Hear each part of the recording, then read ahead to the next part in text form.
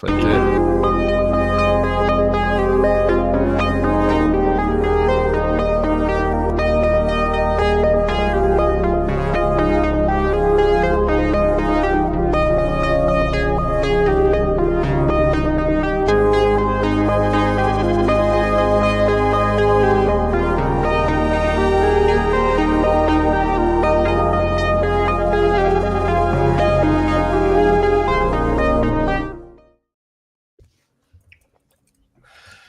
Hey. Hello, hello. Hello. What? We're almost all wearing a hat. We tried. I don't want to leave Andreas alone. Yes. Man Yeah, this time. good call. Awesome. Thank you, Jay. I've been wearing a hat for like, I don't know, 40 years plus. But yeah. It is what it is. So we've got a pretty full house today, 6 people. Yeah. I think we rarely start off with 6 people, which is cool. Welcome everyone to the stream. Let us know where you're watching from, as usual. Oh, yeah. Could put that in the chat. Wait, where are we all from? Jay, are you in? Yeah, we never really Belize. said that. I am in Belize. I'm on a tiny little island called Key Cocker. It's Key Cocker. Nice. Caulker. It used to be Corker, actually, because boats in the... Yeah, it's not... You're terrible. Get your mind out of the gutter. But it's where boats used to kind of get damaged on the reef. So back in the day, they used to literally cork the holes back in pirate kind of days. And then it just turned into caulking as the boats, I guess, evolution and things and technology. Now that you use caulking instead of actual little corks. So yeah, ski cocker now. It's like when I say tiny, I'm talking like 5 kilometers. So that's what for the Americans, it is like 3 miles by maybe 3/4 of a mile or 1 kilometer, give or take. So super. When I'm saying tiny, like when you go out for supper, you're waving at everybody. You know what I mean? Like a little village. We're not that small, but here, like, if I go to the grocery store, it's at least, I don't know, 20 people on the way that I know. Just because the community, like the expat community, 20 is a lot. Yeah, really tight. That's cool. Everybody knows everybody in the expat community here. It's insane. Yeah, I like it because it's like we're kind of intermingled with like Belizeans, so it's not just an expat community, which I love. I just love absorbing the culture and the food and everything. Right, I'm contributing in some ways too. But yeah, you don't even have cars, do you, on your island? No cars allowed. So there's like 2 pickups, I think, that are village council pickup trucks that, because you need to move equipment.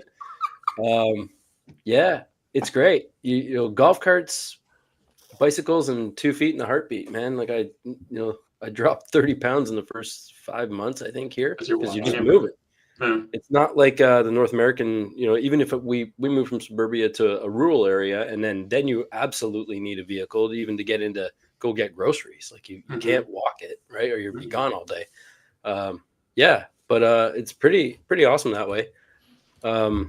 No cars, and I love it. And you forget we have to go to a bigger island, so we have 2,500 people. We have to go to a 25,000 population island to get our passport stamps every other month, and they have vehicles on that island. And what I didn't realize that I would never miss in my entire life is the smell. Like it stinks and you don't even notice it, right? Because you're just so used to it. But vehicle exhaust we know it stinks, but like when it's a hot day, it's like no breeze. It's like, it just smells. And traffic sucks. It's crazy.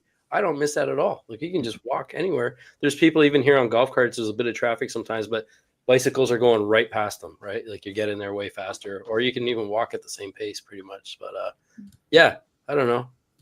We have cars here, but they're not that common. I mean, like, remember, like, we were taking, like, videos of, like, a traffic jam in Bansko. It's pretty much, like, 3 cars standing because a bunch of cows are crossing the road.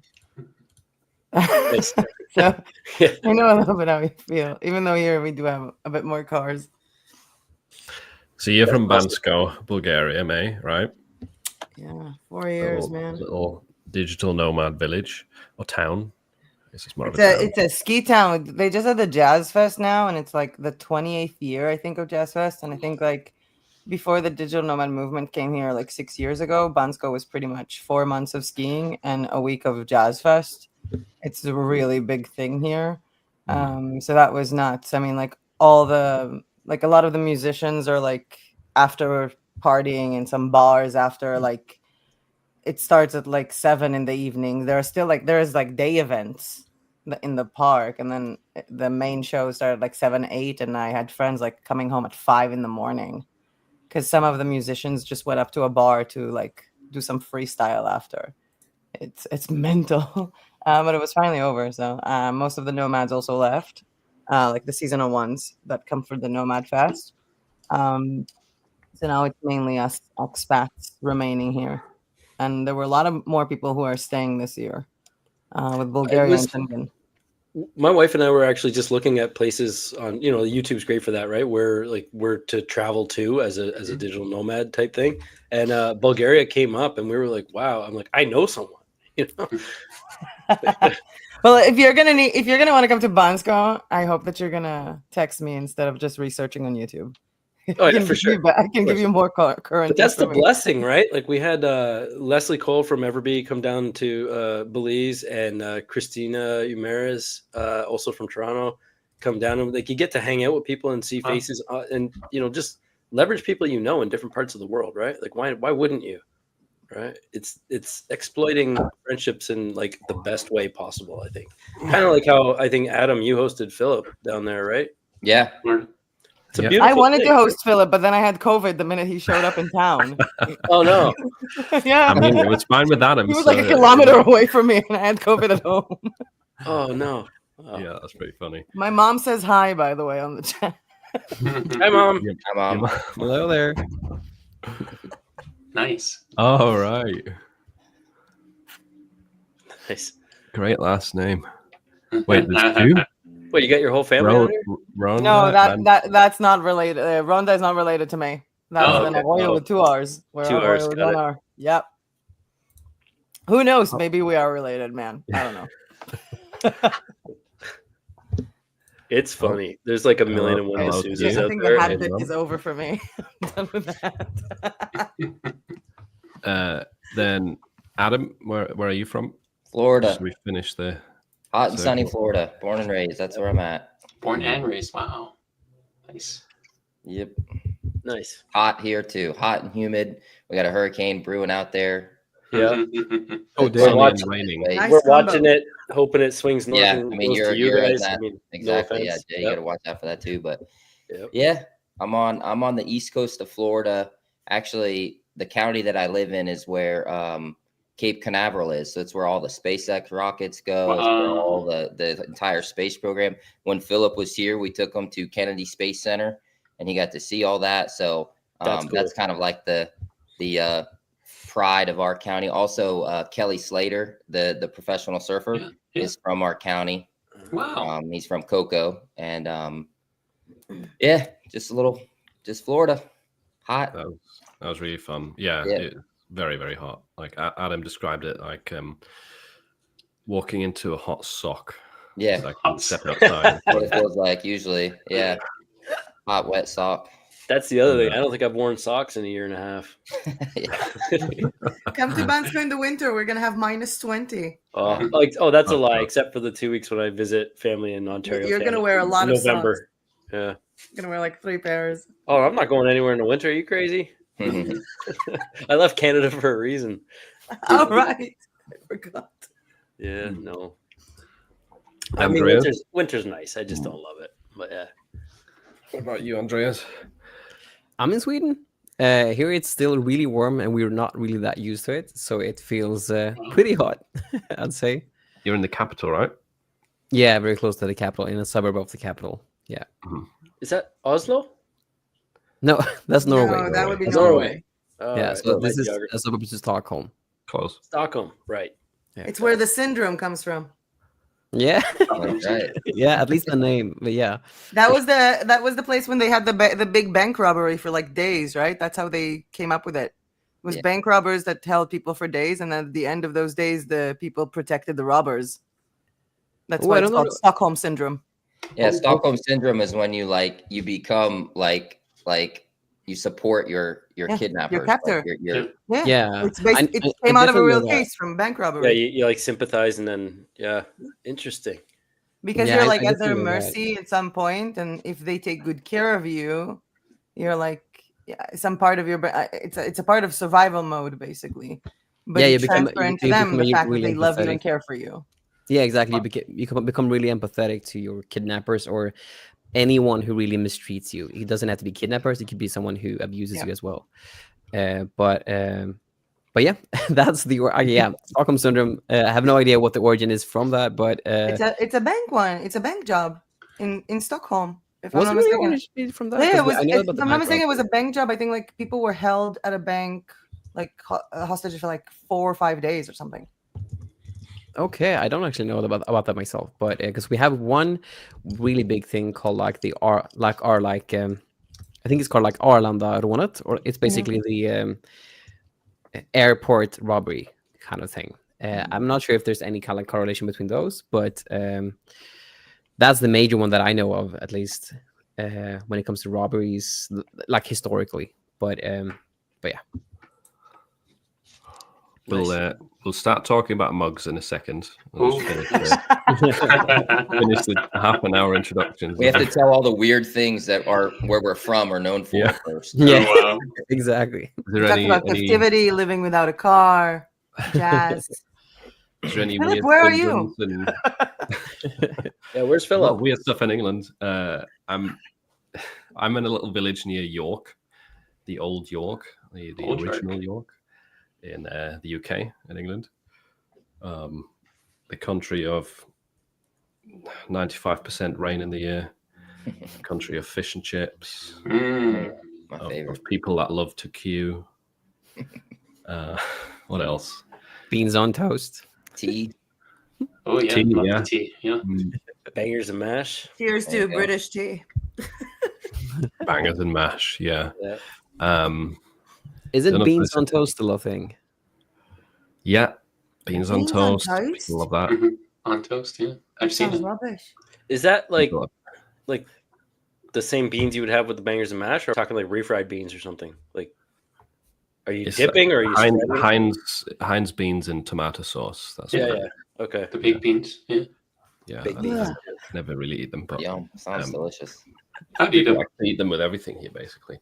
The country of people loving to go to the pub and drinking beer in the morning. That's another Soccer. big thing. People like to jaywalk here across the road when it's red. Really? Very common. I find that an interesting contrast to Germany, where if you do that in Germany, you get all the angry looks and like people will call you out and tell you off for it. Whereas here, if you wait and you're the only person that's not walking across, people look at you weird. Like it's almost the complete inverse. It's quite funny. I had a couple of German friends, and even when they just have a normal conversation, they sound angry. You know, Yeah. it's like aggressive and yeah. Were you Yeah. born and raised in England, or are you Germany. Germany? And then when did you move to England? 9 years ago. Okay. Yeah, almost exactly 9 years ago, actually. Wow. Nice. Why? You know, if Long it's not story- personal, but Yeah, long story short, I met an English girl on a school exchange, and There then you when I go. finished school, That's an interesting story now. I decided to move to England, and yeah, that's it. It's just a lot easier because she didn't speak German as well as I spoke English, Compromise. yep. Nice. and it's the country. Oh, I almost forgot. And it's the country of sausage dogs. Very, very popular here. Is that a fact? Really? I had no idea. Yeah. Wow. Even though they're German dogs, I don't see as many dachshunds in Germany as I do in England. That's crazy. People are crazy for them here. Yeah, I don't know why. They are called sausage dogs here, which sounds a lot cuter than the German name. I don't know if that plays Yeah. into it. Yeah, it just sounds angry, right? Yeah. Yeah, the German name just sounds angry. Dackel. I think everything sounds in German like you're angry or sneezing. Yeah, Just sneezing. Yeah. Yeah. I mean, how did you say the name of the dog in German? Dacker. Yeah. Bless you. Nice.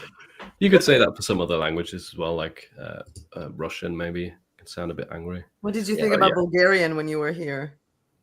Bulgarian, the language, or Bulgaria? Yeah, the language. The language. Actually, surprisingly, there's a lot of words that are one-to-one with German, I found. Because my friend would often get stuck because he's not as fluent in English. He'd get stuck and he's like, oh, what's that word? And then he'd ask his friend, he'd say the Bulgarian word. And I'm like, just say it, man. It's the same in Germany. I didn't know it was the same in German because I do know it's close to Russian a lot. Like it's a Slavic language, but yeah, maybe that's the same with those languages. But yeah, some words are very similar. Like kamin. Do you know what kamin is? Yeah, kamin we would use also in Hebrew. Fireplace. I think there's a lot of also commonalities. Even rice to say orez and stuff like that. There's a lot of similarities. All right. Anyway, enough about England and my background. let's talk about Juna. What? Oh, I thought we were going to skip me. You thought wrong. I'm living in Salt Lake City right now, but I was born and raised in Hawaii. So we moved here 20-something years, or 30, almost 30 now. It's crazy. Oh, what just happened? Oh, there's two Philips. Hey, we've got two of them now. Himself. You It's should just coming out now. you should just put your dog in one of them. Wait, there we go. I'm just an AI clone now. There you go. I thought we were supposed to be 7 today. What happened? Did the stream carry on? Because my browser crashed. Yeah, it did. Keep going. Yeah, it's still live. Yep. Still going. That's awesome. Anyway, Juna, how long have you been in the States now? So in Utah, I've been here 20. I guess Hawaii is the States. 1996 or so, something like that. 1997. But I was born and raised in Hawaii, so I grew up there. I always consider Hawaii its own country still. I can't, it doesn't register, right? As a foreigner. The continental United outside. States, yeah, but it's still in the United States. So yeah. when did you move over? And so we moved here in 1996, I think, in Utah. Nice. Yeah. That's when I was born. Really? Whoa.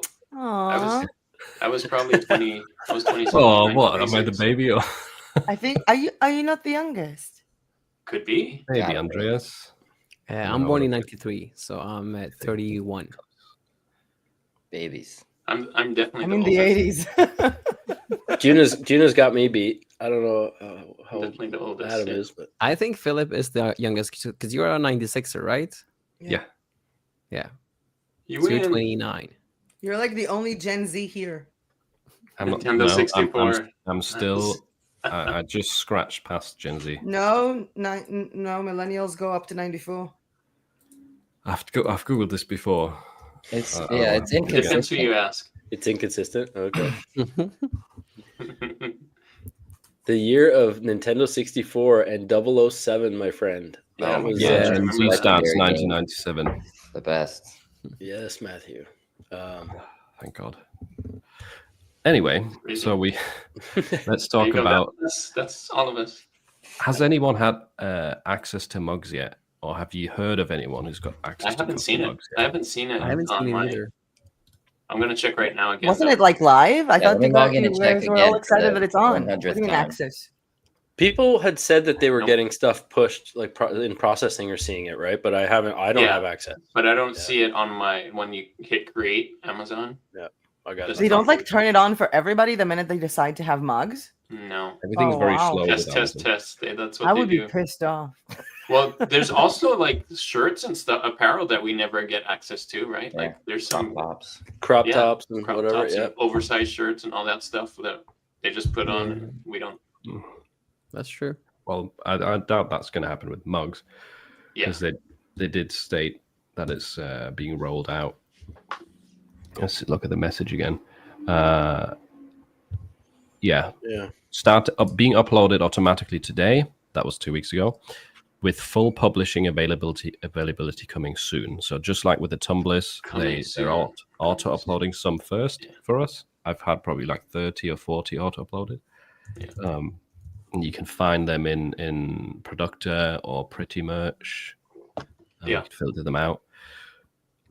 So some of them say timed out, but they're still live. Apparently, I haven't seen any. Do they show up if you sold one, like on your sales? Yeah, I've seen some people sell some already. I haven't seen any sales. Or me neither.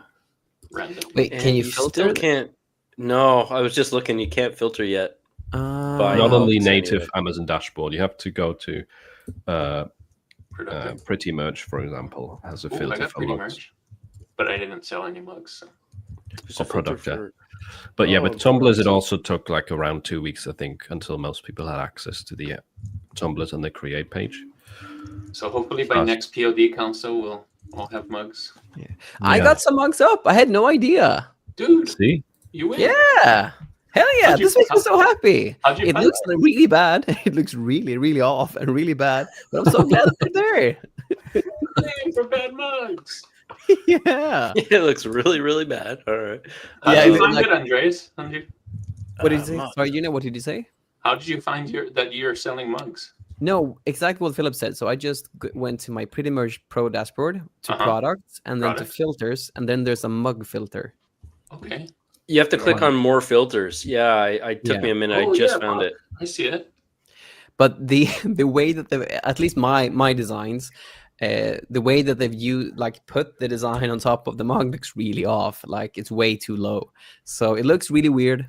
But I'm just so glad that they're actually there, because these are the accent mugs. They're not the 11-ounce like white mugs. It's actually 11 like accent mugs. If you know about those on Printify.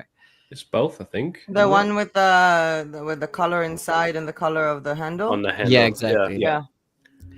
At least I can see any other apart from at least mine has been uploaded to just the accent mugs from what I can see. Oh, I have a solid white one as well. Yeah. Is that like a 15-ounce or an 11-ounce, or can you choose those options? I think they're only 11-ounce. Yeah. Only 11 I see them too. Yeah. They look really good though. This is awesome. This is so. I just feel overall as a person that the future is so in line with these marketplaces, and especially Amazon. So I'm just blown away by that to be able to be a part of this Amazon merch thing, because it's just so insanely good. It's slow. It's slow as really slow, but it's really good. I can't see mine. I see it on the it's showing up on the table. How did you get to look at if you go to the products tab in Pretty Merch, and then click on all filters or all filters, and then mug, right? Yep. Yeah. And then I see it on the list, but when I try and look at it, it like takes me back to. What's the status of them? The link isn't clicking. Yeah, and it's not showing a picture either. But is it because it's like it says timed out? Oh yes, yeah, you're right. It said processing. One says auto upload. No, one says auto upload. Let me try that one then. Because that one should work. Yeah. Oh, I just was pricking the wrong one. Thanks, guys. New seller here. I don't know what I'm doing. Yeah. I got one anyway. One mug that is not. Hey, I put it on both sides though. The one that can you see that? Is it on both sides, or is it just one side? Yeah, because the handle was on one side and then it's on the other side. So it's okay. That's cool. And it came with different color handles too. Nice. Hell yes. This is awesome. Does it have a BSR? No. I do wish the pricing structure was a little better, because on Printify, and I know this is Amazon, so it's not the same, but I wish we got a little more profit per mugs. But how much is that? How much are the mugs selling for, and what's the profit? They're putting it on at $16.99, and I don't know about the royalties on it, but $16.99. I think it's like $2 profit or something. It's like less than $3. I'm trying to check, like in my non-Amazon store, how much I put my mugs for, just to see the margin. Yeah, $2. I mean, like $2 sounds like two public margins. Yeah, I mean, like someone's already sold 2 mugs in the chat. Whoa! Hell yes! Whoop whoop! Go mugs! Q4. The year of mugs. You also said sounds really Swedish or really Danish. Lasseman. Wait, you're saying they're selling it for 16 and it's a $2 margin? Something I'm like selling that. mine at 11 and it's a $5 profit. That's what I'm saying. Well, it's Okay. Amazon's. It's They cut us a Amazon. royalty, right? So it's, Like Yeah. I'm selling gotta for get their 15 share and a of half the profit. 20-ounce mug, Yeah, like, this Mm. is which is like the enormous. well, maybe it's Oh, not wow. the 20. Let's see what ounces this is. 11 ounce Yeah, mug. all of or them are 60. 11 ounce, but they can probably then buy the 15 ounce too. But I can also see that they can actually choose within these options. They can choose between the 11 ounce white mug or the like colored mugs, but they're all priced the same. Yeah. Um, Well, that's an Amazon thing, I guess. You know, it's It just is. to make it look Yeah. all similar, even though it's not. They have Yeah. the different colors inside. So one I'm seeing is like a black handle with black inside of the mug, but then the mug itself is white. So kind of an interesting color They choice. had it. They had these mugs with Printful, like, I don't know, earlier than before I started. Like, I remember those from 4 years ago from Printful. They were actually very popular. Like, at some point, I remember I was doing them on Etsy with like custom photos of you and your spouse inside of heart shapes and stuff, and everybody would order this either in blue Ascent or in like pink. mm, That one worked pretty well, but that was like, I don't know, that was even like 6 years ago. I'm sorry, yeah. when I was still doing Etsy. But again, this is so powerful. I just overall feel, because I mean, like, if you think about it, all over the place, there are just platforms being built. Like, we have social media platforms, we have now marketplace platforms, and just the future are just within these platforms, and you can There we just go. so visually see it, like especially with the mugs, but especially like I think Philip did a video that just showcasing that they're trying to implement customization within merch. Yeah, it's I gonna be just huge. yeah, that would be insanely huge. So I just think this will be, yeah, the marketplaces is the place to be for sure. So I just checked on Printify, and a mug, 11 ounce mug that looks similar to what I saw on Amazon is the base price is $7.39. The only thing that when it comes to the mugs is that the shipping costs like shipping is $6.99. $6.99. Yeah, Yeah, that's what I really, was gonna say. yeah. Yeah, so that marks it up to what 7.14 something. So it is about two. If it's $16.99, right? I can't remember what I used to price them at, but I think I was like 20 bucks all day on Etsy with like a $7 shipping or something, and they sold like no problem. Yeah. Just for an 11 ounce. You can make some serious money if you can, you know. Yeah, hopefully we can mark it up, and hopefully the markup, because sometimes Amazon does some weird stuff, right? Where you mark it up $3, but what your profit is only it goes up like 8 yeah. cents. Yeah, It's the same for coffee mugs as with tumblers. It only goes up, I think, 15 cents per dollar. So they're So going to it makes no incentivize you sense. to Like, lower the price. yeah. Almost. Yeah. Just going to price them all low. It's We kind of had- weird that they're doing tumblers first, right? It is, yeah. Yeah. Like, if you were looking at the logic, you would probably integrate mugs before you would do tumblers. But I guess I it's would, maybe a right. sign that tumblers are selling more because, you know, if Amazon is integrating it, I guess it's working. Tumblers are selling really, really, really well on Etsy though, and also I think there's some. Which ones? Like what? Like this kind of tumbler, or the ones that are more like a travel coffee mug? The like ones with a it's- handle? The one on Amazon is what you have in your hand. Yeah. Yeah, That's Amazon I'm thinking of the style. one with the straw. Like there's a kind of, like the some- Stanley Oh, there Cup was a one? straw. There was a straw to this one as well, but it's just Okay, like- okay. So I'm thinking basically about that one. That one is selling really well, but I do know why they probably, at least this is my thinking, why they probably just implemented the tumblers first is because like mugs break a lot easier and cost so Shipping. much more to ship, just because they need to be so safe. Hey, I don't know if they're more Hey. to ship because these ones are heavier now. It could be that. Chris is here. Hey, Chris. Chris, dude. Hey guys. Wasn't Jose Chris. supposed to be here? Just on time for the Amazon merch updates again. Yeah. Yeah, you forgot. Yeah, What's your thoughts? It's the part about where we all live. I was watching. I was like, they can't start this part without me. They need me in there. I'll do tell you you, have have you- people that sell mugs on Shopify a lot? I know you do a lot of Shopify stuff, Chris, but no? Nope. No Mainly mugs. shirts. Huh? Have you ever tried Yeah. it? Because you've tried a lot of stuff, right, with Shopify? Yeah, we've done tumblers a lot, Oh, Uh-huh. okay. which is like a slight variation of it. Also, fun fact, I just learned the other day, you guys probably knew this, but somebody on one of our group calls was like, yeah, I've been selling vests and it's been going really well. Yes. And I was like, vests? Wow, I've heard of people selling a lot of different products, but never vests before. And it turns out that a vest is a tank top. Oh, I think they're from yeah. Ireland. yes. And I went on like 3 or 4 minutes on the group call. Like Really never heard of this one before. Super impressive. I'll have to try it out. And somebody I was put in the thinking chat. like denim vests with like embroidery on the back, like biker style or something. Yeah, I was thinking high fur vis, stuff. like construction worker. That's what I High thought. vis. Or Yeah. Woodstock. Same Yeah. here. Yeah, tank top. Wow. Tank The answer tops is tank is top, another word apparently. for vests, huh? In what? I All guess. Where are they from? That said vests. Okay. Ireland. Mm. Translation thing. It's the We got a same full with house English here. and British with pants. And jumper, Yeah. right? Versus Jumper, sweatshirt or pants, yeah. hoodie. Yeah. There's a lot of misunderstandings here in our community with everybody being half British, half American, half whatever. Mm. Did you say pants? What do you call pants over there? Long pants? No, you'd say probably pants in English in the US, but Mhm. if you're British, then pants is like undies.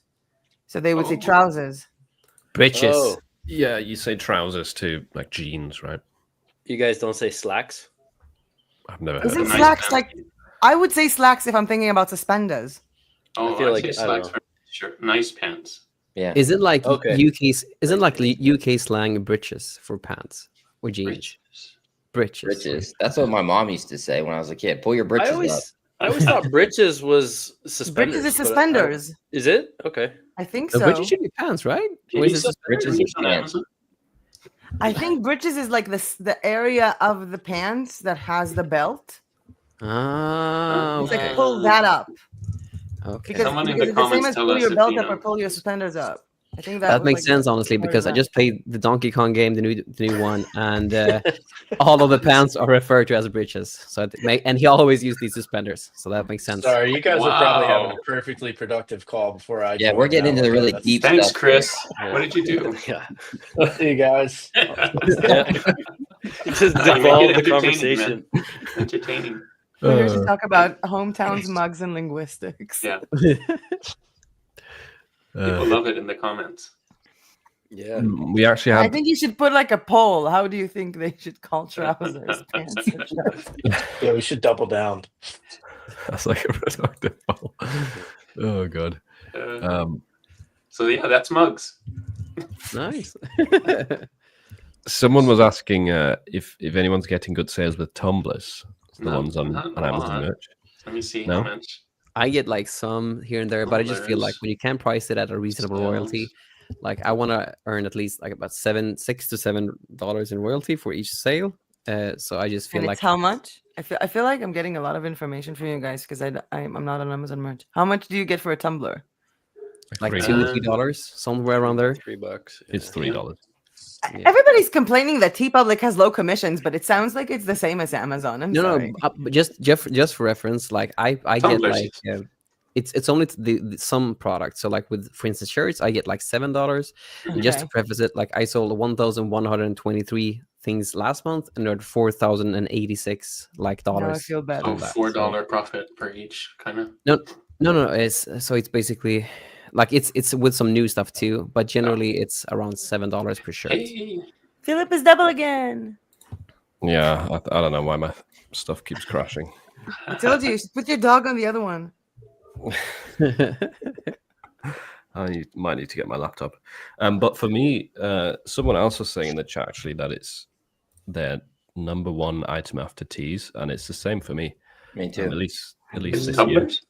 Wow. Yeah. Yeah. What? No way. Come on, I do gotta like look. I do like probably 4 or 5 a day. For this year, you said?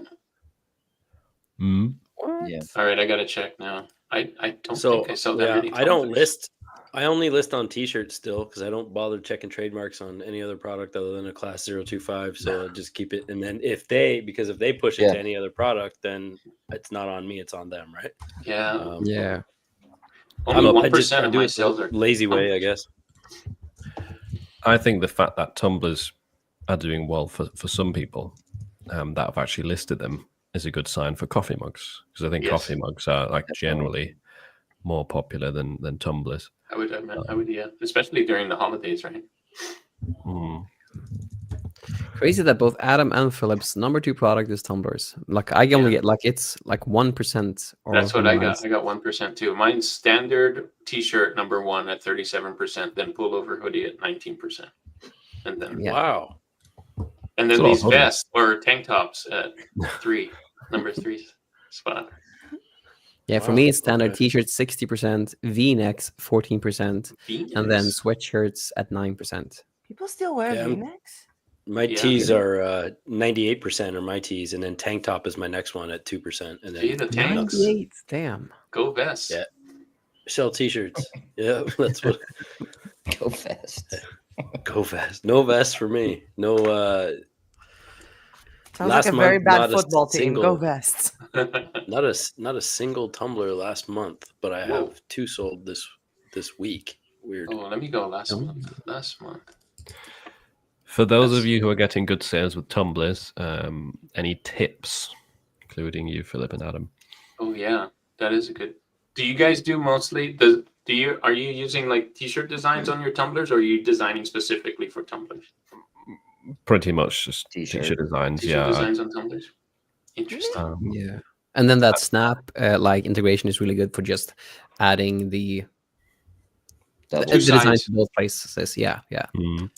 So I did that at the beginning, but as soon as Flying Upload integrated tumblers, I've just been using that too. And it's putting it on both sides. Is that Yeah. what you're selling? Mm. You know, I think Yeah, that's they're my all- problem. Is I'm only putting it on the one side because I'm not using Flying Upload. I got it. So that's one tip. In terms of patterns of niches that work for me, what I've noticed is there's a lot of travel or like destination based ones, which also sell on shirts, but they do surprisingly well on tumblers for me. And dog breeds, different dog breeds. That makes sense. What about you, Adam? Do you have any tips? Yeah. Travel and destination based. I sell a handful of those, and then I sell quite a few that are like I don't know, kind of like commemorative, right? Like anniversary, like celebration kind of stuff. Anything in that would be given like as a gift, you know, somebody retires or hits some milestone, like things like that. That's what a lot of my t-shirt designs are. And so when they put them on tumblers, a lot of those have done pretty well. I think the tumbler thing makes perfect sense. Like everybody out here has their own Yeti cup because A, it cuts down on the plastic, right? And everything's just washing up from all over the planet on our shores. But B, it keeps the drinks cold. You just can't beat Or it. hot. And you got or hot, but here we don't want more hot. But but yeah, where Adam you is. make coffee in the morning, put it in the balcony, and go back inside to pee. Come back, and your coffee is frozen in the winter. So yeah, this is definitely coming in handy here most of the year. I mean, it's the only like the Yeti ones. Without even a lid, like the ice will still be in there in like 2 hours, which is kind of crazy. So it's great for here, and the bars will just refill your cups and whatever, right? Yeah. Like pretty easily. Oh, that's nice. Oh wow. Yeah. That's nice. Also, speaking of coffee mugs, Adam just uploaded a video literally yesterday with free coffee mug research and some advice. So if you want to prepare and get some designs ready that are more specific for mugs, because whilst t-shirt designs will work, like a lot of them will work and translate, I think there'll still be a lot of designs that are more like focused on just coffee mugs. Yeah. That you can Especially I'd like to make them more the things that are targeted for coffee mugs or for this. Even this one, I think I sold this one like a while ago. It says the coffee is the best form of liquid art. That one's sold so many times. I have the whole like fueled by bold moves in coffee. It sells much more on a mug than it would on a t-shirt. Makes sense. Well, That's what they're using it for. The other thing I was going to say is, you know, I don't know about you guys, but I optimize most of my designs for like a black t-shirt or dark design, but we're only getting white mugs, right? Yeah. So a lot of my designs may not transfer over as well. Maybe that I don't have a lot that Amazon's auto uploaded, right? I only have like, I think 4 or 5 that they've automatically done. So I'm trying to create some specific designs since they have to be optimized for white, right? So are you creating them, but then you're waiting till we get mugs and then you're going to upload them. So you have a whole bunch just waiting. I'm trying to, yeah, I'm kind of just doing some niche research and I'm trying to get together a lot of just basic text ones, right? That I can like on a spreadsheet so I can bulk upload, you know, and they're just basically text-based designs. No reason why you can't get them up on Etsy or elsewhere in the meantime anyway, right? Or on like tumblers, right? You probably could put them on the exactly. white tumblers too. but I'm with May on that one. I'm a little more niched with mugs. I've sold a bunch on Etsy as well. Not nearly as many as t-shirts, but same idea. Like, mug specific stuff, right? Like we cross niche with some dog stuff, so it's like, yeah, coffee tastes better with dog fur or whatever, right? If you have a pet, it's everywhere, right? No matter what, you can't beat it. It's just one of those things. Like, I think I cross niched with the arts niche for a bit. So I used to sell a lot of mugs that says "Don't drink it. It's watercolor water." Yeah, I had a mug that said that. Wow. It was a gift. It was like from where we're painting. We were just literally leaving brushes in the mug, right? Don't drink it. It's not tea. I actually have one of these mugs at home just to make sure that I don't get confused. And I think I had like my recent sale in one of my shops now was like juggling this one and another mug with something else. Like for the people who have 2 mugs in the morning, apparently that's a very specific niche. Yeah, one is not coffee, right? Or I like the ones that I think I sold loads of those on TeePublic like years ago, or Redbubble. It was the you must be 18 plus to drink from my coffee mug, or warning, probably contains alcohol. And then like, coffee mug in the morning, or Irish coffee or stuff like that. But yeah, I find it also like it's so cool when it's like optimized for the product, like you're talking about the product. I feel like that's the much more in sync with selling a mug. I mean, you can just design specifically for a mug. We also had Matthew asking, have you all considered your approach to mugs, assuming you all get access soon, specifically designing for them or uploading existing designs? Is it gonna like take on your like if you're on tier something, does that include if the design transfers to the mug, does it considered another upload? Or yeah, I think so. So it doesn't matter if you transfer a design that you already have or upload a new one. It's still considered if it's a design you already have on your portfolio and you're just uploading it to an additional product like mugs, it shouldn't count against your design quota, but it will count as an additional product in your product quota. So most of us, that's not an issue, right? You have like so many products you can push out to. But if you upload just a new singular design to mugs or anything else, then it will count against your design quota. What is your mug strategy?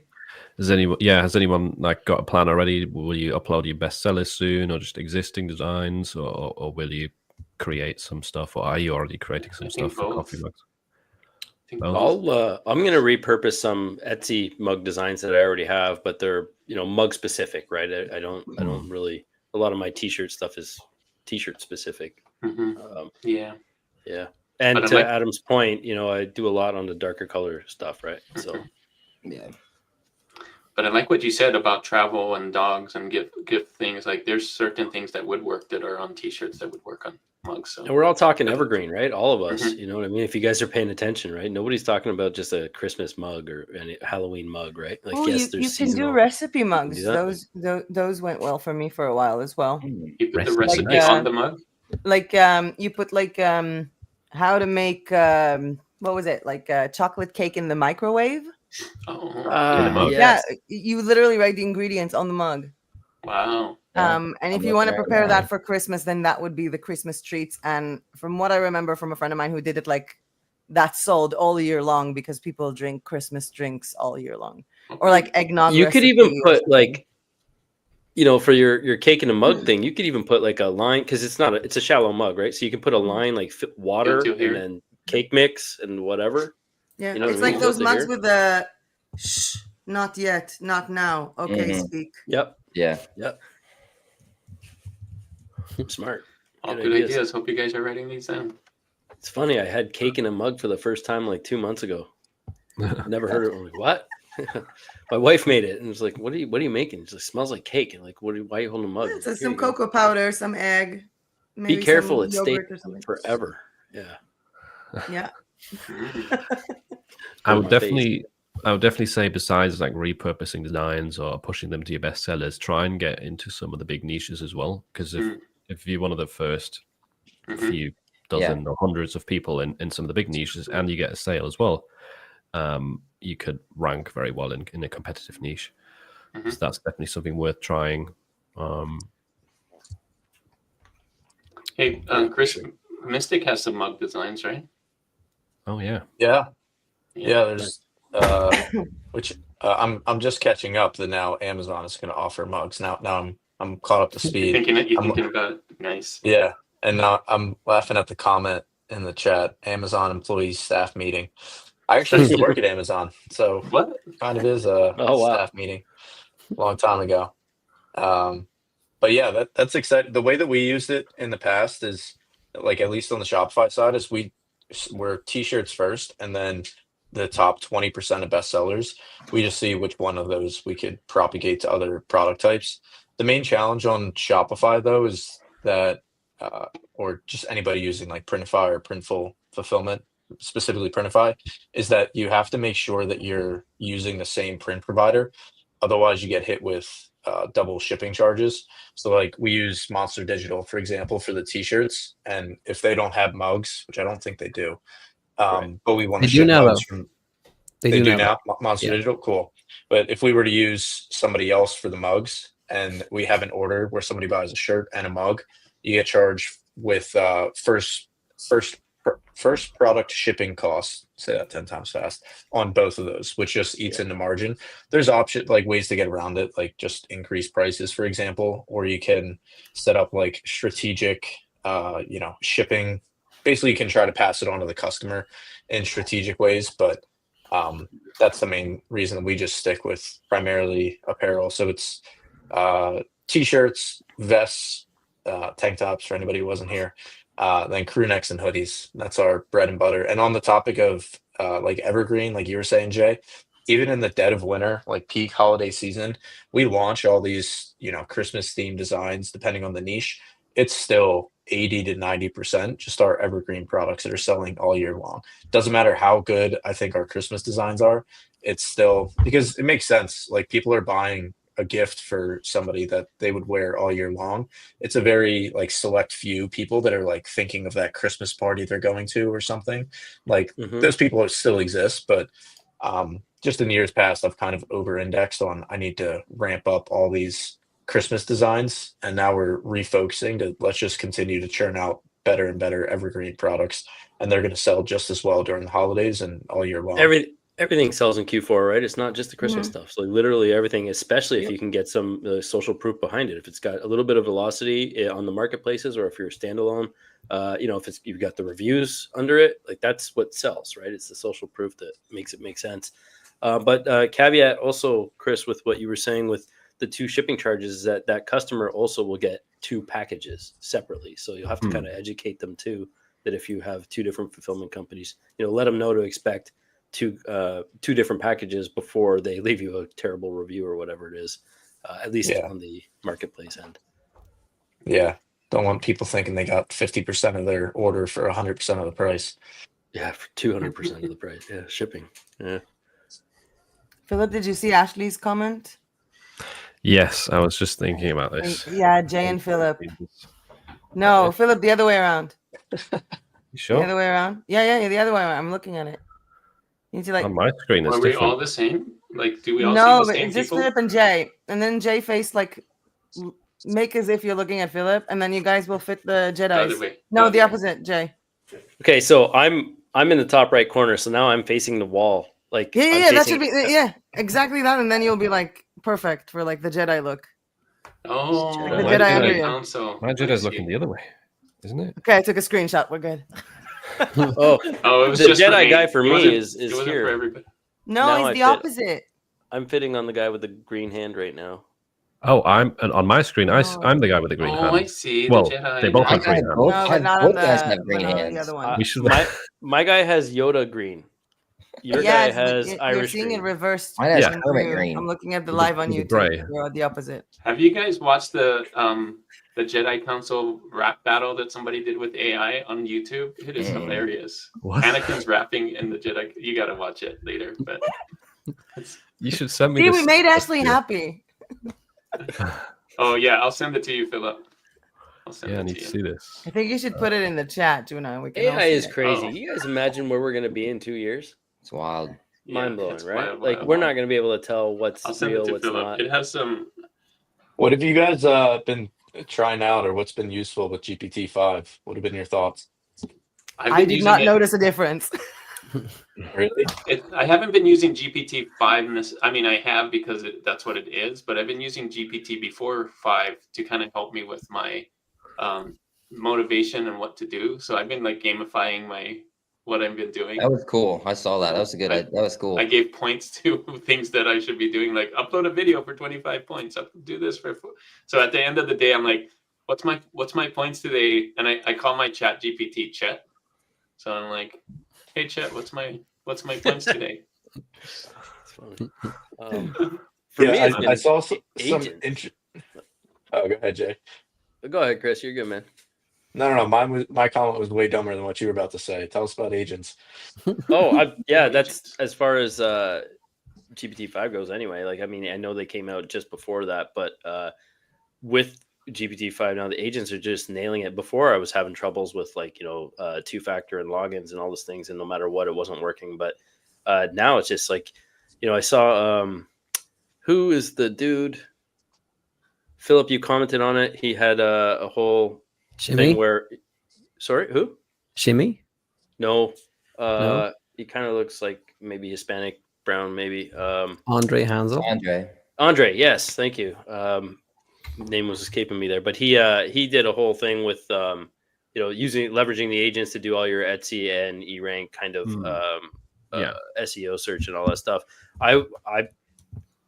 I guess he spoke to the GPT using voice mode and then asked whatever was recorded there, put it in a different chat to have it kind of itemize the steps and make it more clear for him visually as well as make it, less hallucinationable for ChatGPT. But I just went and typed in a prompt like I normally would for the agent, and it worked just as good, and it was a lot faster, I found. But pretty cool to be able to go into Etsy, for example, have it search by star seller or flip to bestseller, and then only return results that have in X amount of carts or have sold X amount of times in the last 24 hours.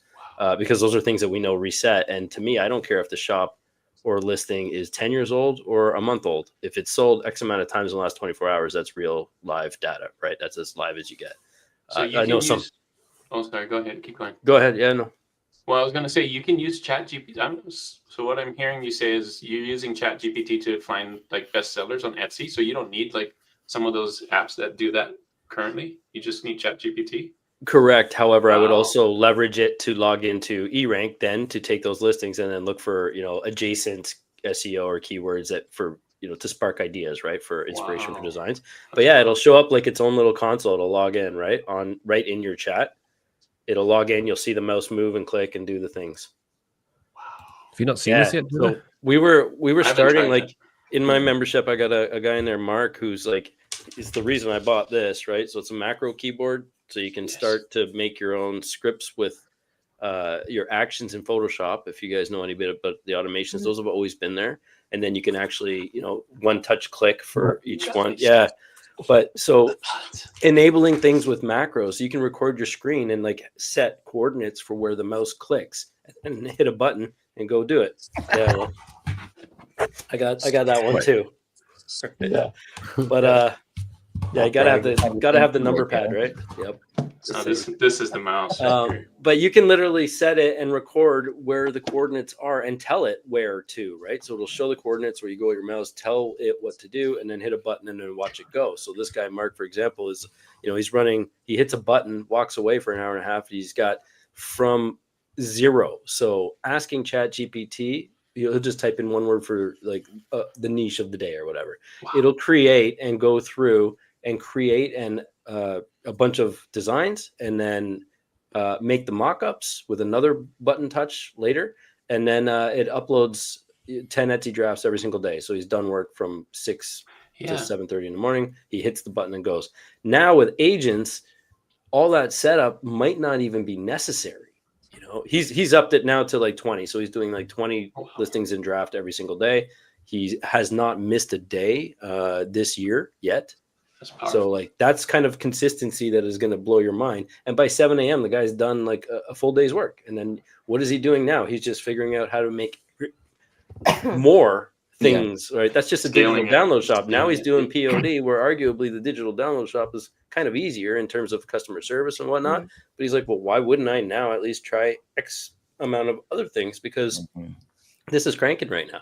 And he went from, I think, in 3 weeks, he got his first $1,000 on digital downloads. And, the prices on that, I mean, it's almost all profit after the first iteration, but I mean, they're low ticket, relatively speaking, right? So, yeah, I mean, and now enter agents. It's like, I don't even know if you're going to need macros or anything like that one day, right? Like, Wow. crazy. It's crazy. There's no limit now. The only thing like I wanted to try and like do designs with it and do even more stuff with it that you can do. But there's one, and specifically like checking the orders on Etsy to match them with Printify, just to double check that everything is okay, to automate that process.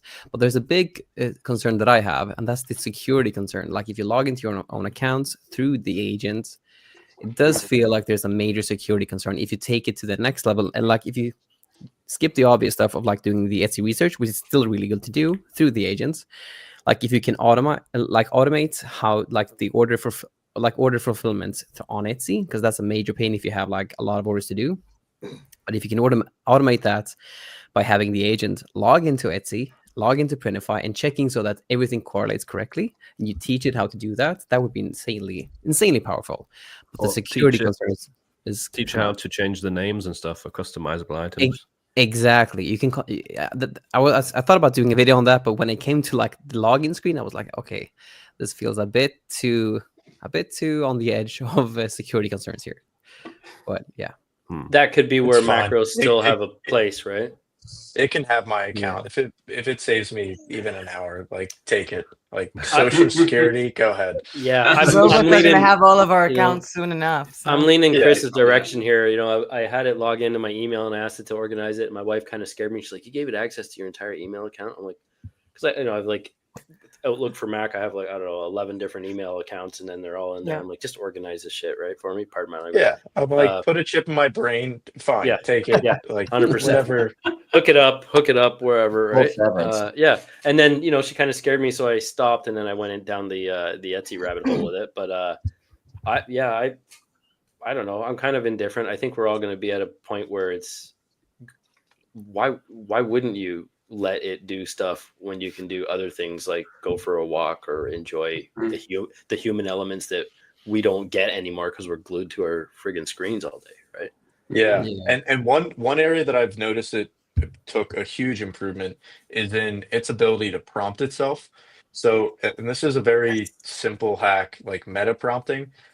Basically, what I used to do is just prompt myself and like try to think through all the fringe cases and exactly what I wanted to do. And for everybody watching, if you ever have an idea of like what you want the AI to do, pull up a separate AI chat, and you can either, like what I do is I use Whisper Flow, just like speech to audio to text, and I just word vomit. Probably not good for like the longevity of my own mental capacity, but for now we're rocking with it. So I just brain dump like what I want the AI to do. And then I say, turn this into a prompt, and then it spits out like this perfectly structured book. And you take that prompt over to like either ChatGPT or put it into a custom you GPT. have an AI now to do your prompting? Yeah. I'm not even really here meta. right now, actually. That's severely meta. Yeah. But it's gotten so much. It used to just put out AI garbage, and the quality of what you would get from that prompt would be like, you'd be better off just writing it yourself. Now it's so much better that anytime I want to prompt it to do something, I first do a preliminary prompt and it nails it. But I think that it's I think like if it comes like to written text, I still see a lot of like bad results. Especially like in my niche in human design, you can see a lot of like flat out things that are not true. It's like if someone wanted to write an article about this and they don't know about this topic, then they would write crap. And I feel like a lot of people were saying that it's because basically these platforms, these tools are learning from what's online, but what's online was made by AI. So if someone a year ago, 2 years ago used ChatGPT to write a blog post, without knowing that the topic was actually not correct. ChatGPT is now trained on that. So yeah, I think that's a key thing to know too, because I've just found that a lot of people that does this beauty thing kind of uses AI in a way to shortcut it, and it's not. You can't really do that. You still need to direct it and know what to do with this Etsy beauty thing in order to like add value to a platform, because you can't, if you teach something that you don't really know yourself anything about or much about, you lead the AI bot astray, and you don't know even what to fix when it comes to the AI thing in and of itself. So I think it can be a major detriment if you rely way too much on print on demand until you actually know the print on demand game. I think that holds true with literally everything, though, right? Like, I think you need to know how to put all your eggs in one basket. Well, how are you going to troubleshoot if ChatGPT goes down one day, right? You need to know how to list everything from scratch. You need to know how to do everything, I think, on the platforms that you're on. But I feel like there's a big difference between like the people who started, whether we started with, doing stuff on Canva or Kittl, or started with Illustrator or Procreate or Photoshop, and actually started as learning what SEO is, actually learning it and learning how to build websites and learning how to write text, and now going like, I can use this tool to do it faster, rather than people who are just starting from that being their first starting point. Because like I'm not even talking about like the fact that our minds are gonna get like a little bit slow because we're not using them as much, I guess, for that, depending what you do with the rest of your day.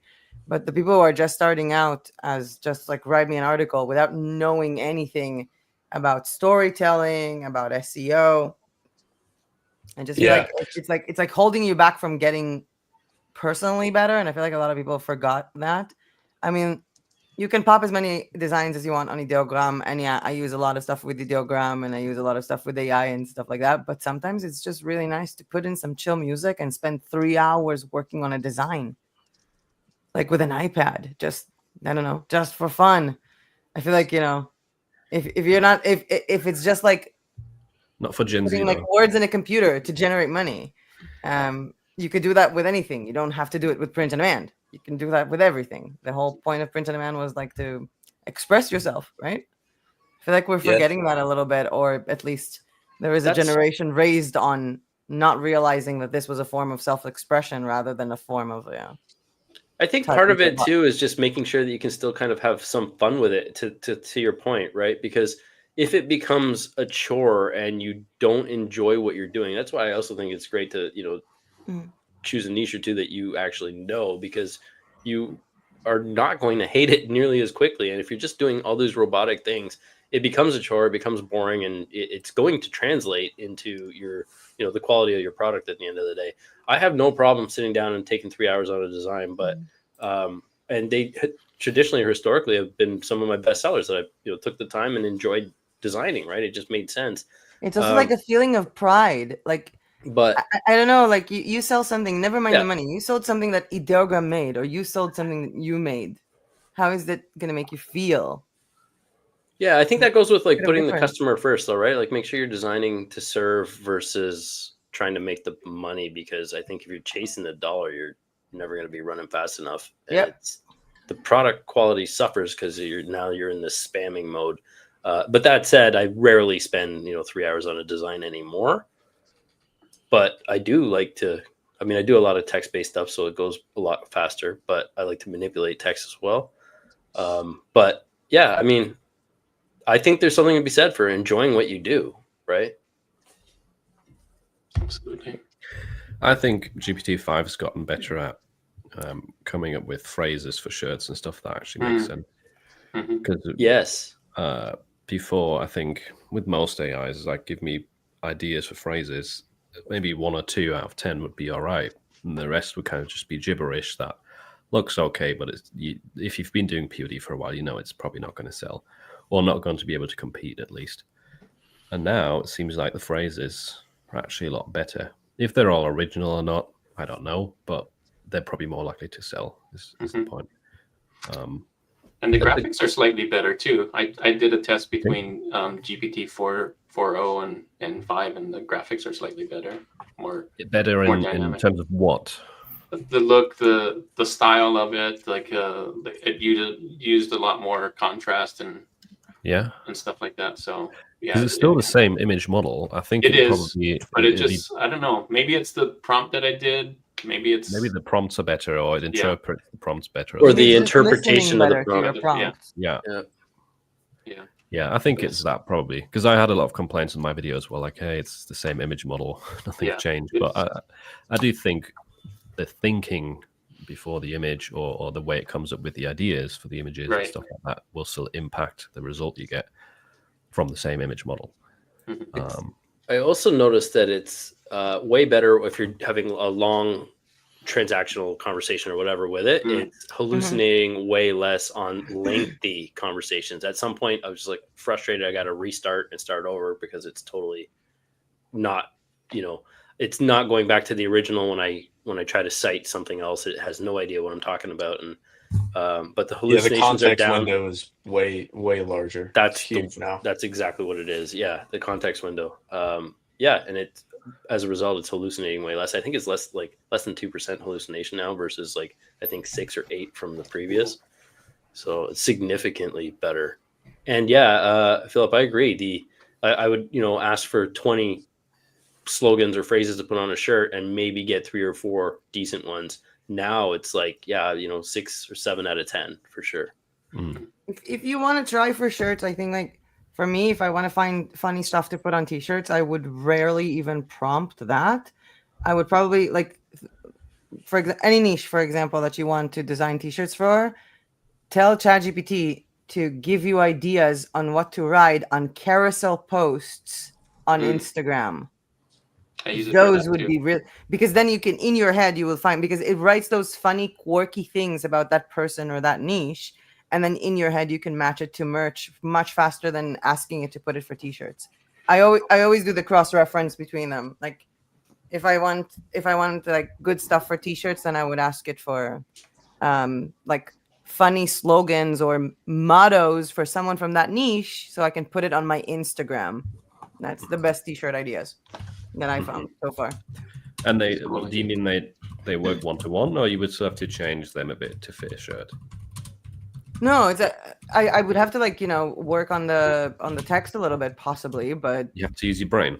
Yeah, you have to use your brain, but it still comes up with more funny anecdotes. The minute that you take it out of t-shirts, because if you think about it, if it's trying to train or getting information from what's out there, if you think about it, there are more funny things for every niche on Instagram than on t-shirts.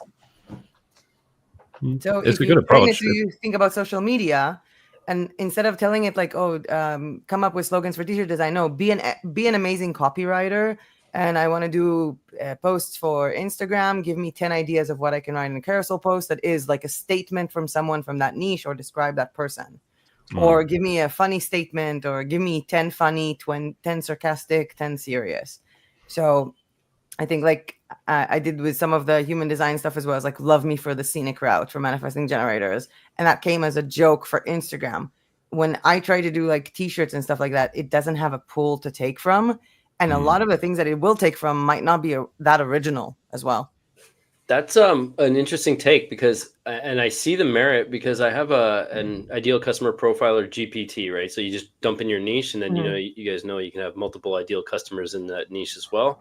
And it'll spit out 5 ideal customers, but at the end, it also gives you the social, the call to actions for the social post, right? So it's tag your 5 best badass nurses, and then it has some funny kind of caption in there.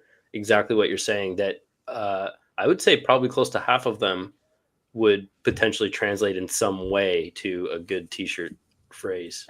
And if you're doing Instagram, it's even better, because what you can do is put in the carousel post an actual photo of a product, because it matches. Yeah. So it's kind of like the vibe of it. So I mostly do that. And on the go, I would also tell it, create it as an Instagram post for me. Tell me what to write on the carousels. Obviously, I give it a little bit of the information to get started with, because my niche is still not that understood on ChatGPT. But do the hashtag, give me the hashtags to use, or 3 ideas for what to write at the end of this. And then it's kind of you look at it as, okay, I made it for Instagram, but I can actually make a short from half of what they said, or I can make t-shirts from that, or mugs from that. So It's kind of like doing it in one. I don't even pay ChatGPT, by the way. I'm on the free version, so I found a way to like generate something and make the most out of it. And a really easy use case that saves us a ton of time that everybody can make in just a couple of minutes is go through your customer service emails or requests that you get and just download all of them, like, or as many as you can, and then just put it into ChatGPT and tell it to, these are customer service requests for X brand. Turn this into a customer service SOP. And then you take that SOP and then put it into a custom GPT, and you can stop right there, or you can tell it your inputs are going to be requests from customers. I want you to output a customer service response that's on brand, like using our brand voice if you have one, or at the very least adhering to our policies. And that's what our customer service team does. They literally just copy the email, drop it in the GPT, and then they just copy paste back the response. And with that, we're able to have one person, and you can do the same exact thing for like social media comments if you're like on Facebook and stuff. So they just copy whatever the comment or question was, drop it in there. Now they're just going back and forth, and one person's able to manage what used to take at least 2 to 3. Yeah, that's awesome. Very good. It's also a gold mine, like the customer request, right? If you not even, because you're scrolling through all their messages or whatever, but if for FAQs, but B for, to see what the customer actually wants, they'll tell you what they want if you're paying attention. And sometimes we just don't see it, right? It's like people saying, "Oh, I'm, multiple things in their shop, but hanging on to it." Well, just take your item list from Etsy, for example, dump it into ChatGPT and ask it to break it down and tell you what's working, what's not, and it will do that, and you'll be blown away because it removes the emotional bias that we all have towards whatever it is we think we're building, right? But yeah, that's a smart one with the emails for sure. One thing I was going to jump in and say was I've been using it for that I've noticed is a little bit better is like if you upload an image or something and you have it read that image, like if, for example, like a t-shirt design, and you say, describe the style or create something new. I've been doing that now with GPT-5, but instead of just uploading one image, I'll upload a whole collage of thumbnails, like screenshots, and it can actually go through and interpret like each thumbnail and like give me an output of like the same, give me a similar phrase that invokes the same emotion or the same, intent. And it's really good at reading that kind of stuff. I'll try that. Nice.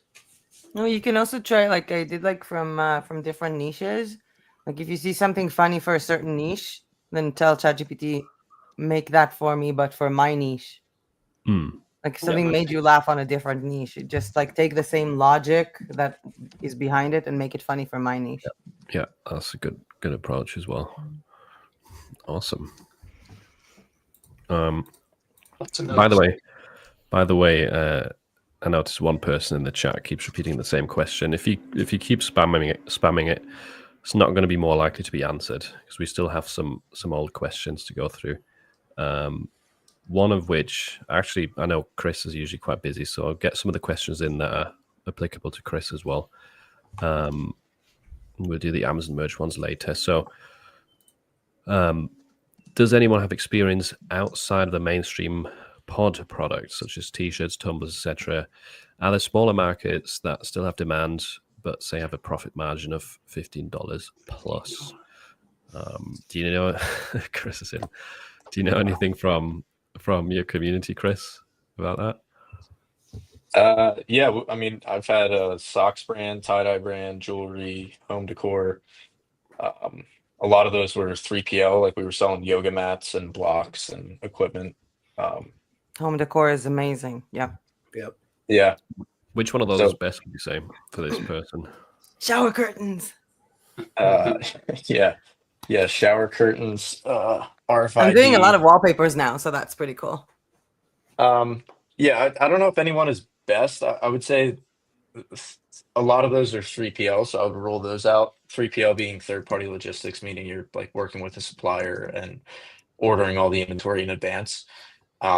And I did that as this is a big mistake. Hopefully, can save a couple of people at the time. I started a print-on-demand brand, and then as things were growing, everything was going well. I had a bright idea. I was like, what if we just fundamentally change up everything?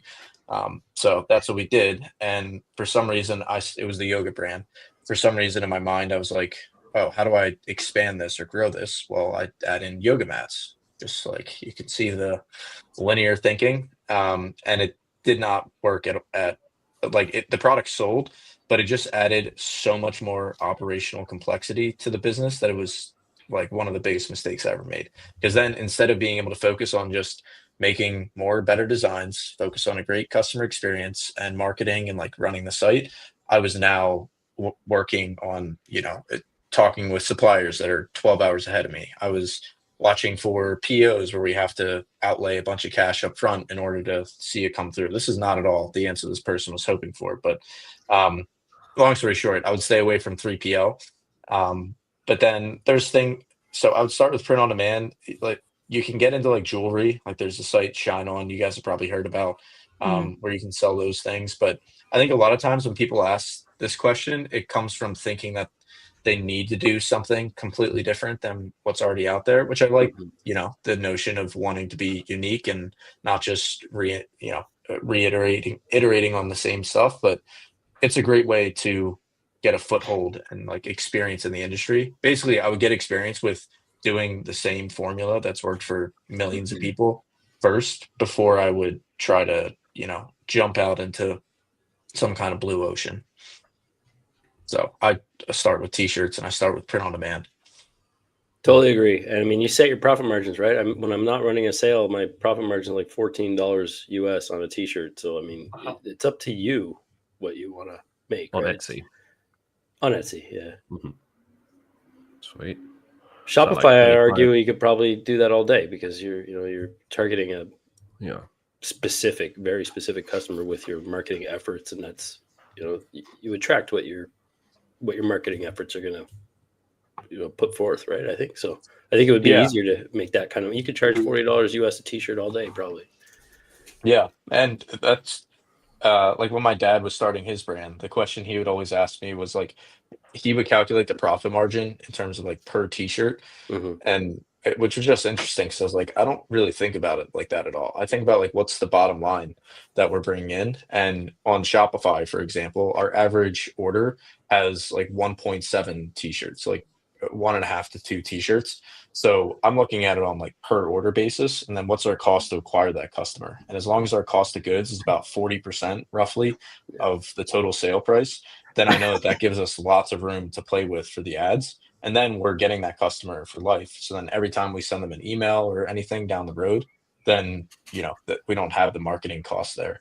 No, that acquisition cost goes way down over the lifespan of that customer too, right? Like it makes sense. Yeah, exactly. And it's the difference between like high margin, low volume versus lower margin, like generally speaking, high volume. Like there's different business models that all of them can work. Just I think a lot of times as starting out, it's like, well, if I'm only making $5 per t-shirt, then I need to sell a lot of t-shirts. And yeah, you do.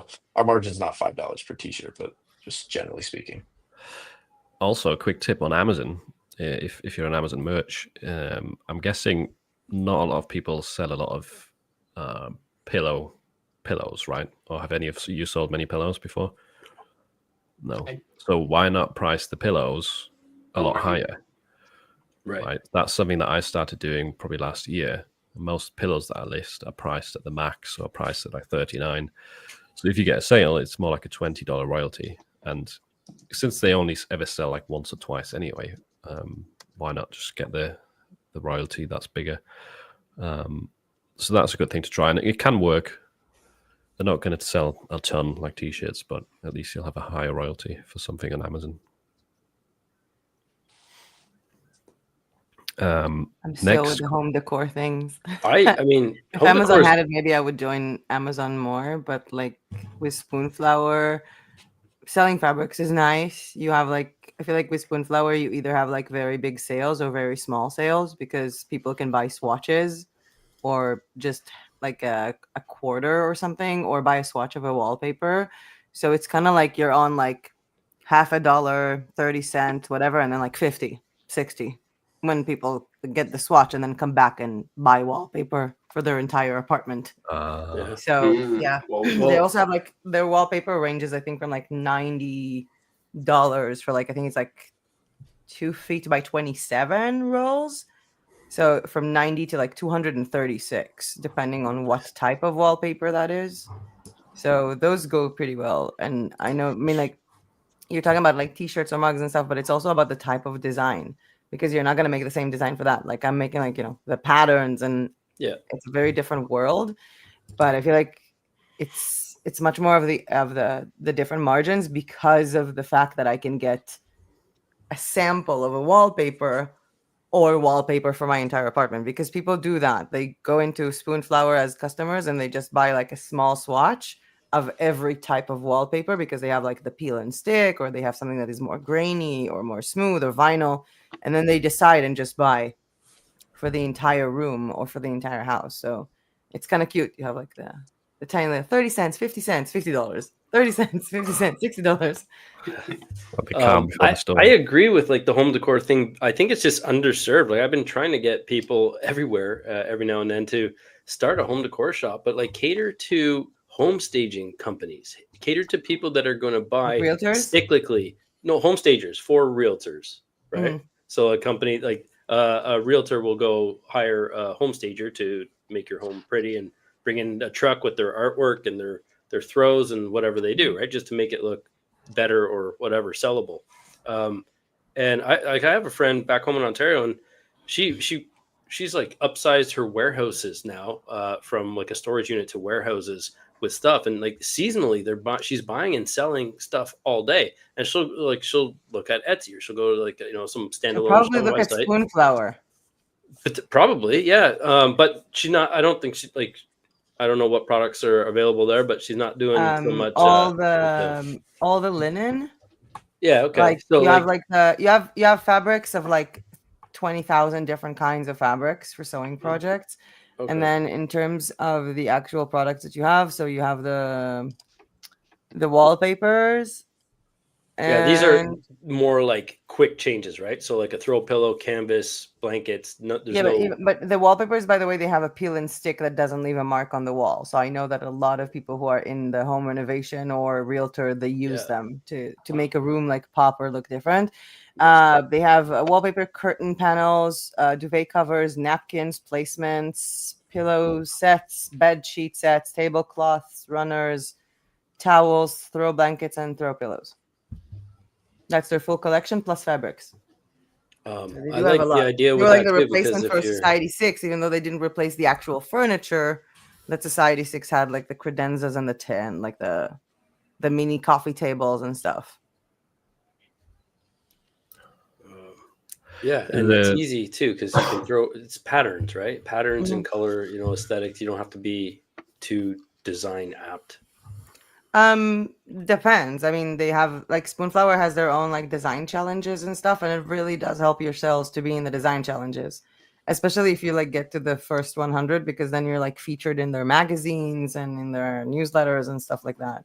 I think I was like participating in some design challenge. I didn't even reach like not even close to the 200. I just like wanted to participate in the beginning when I started.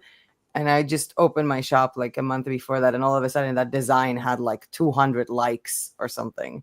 It was insane. And it's still selling like a little bit now and then, because it used to be in a design challenge for nursery walls for boys or something like this, for kids.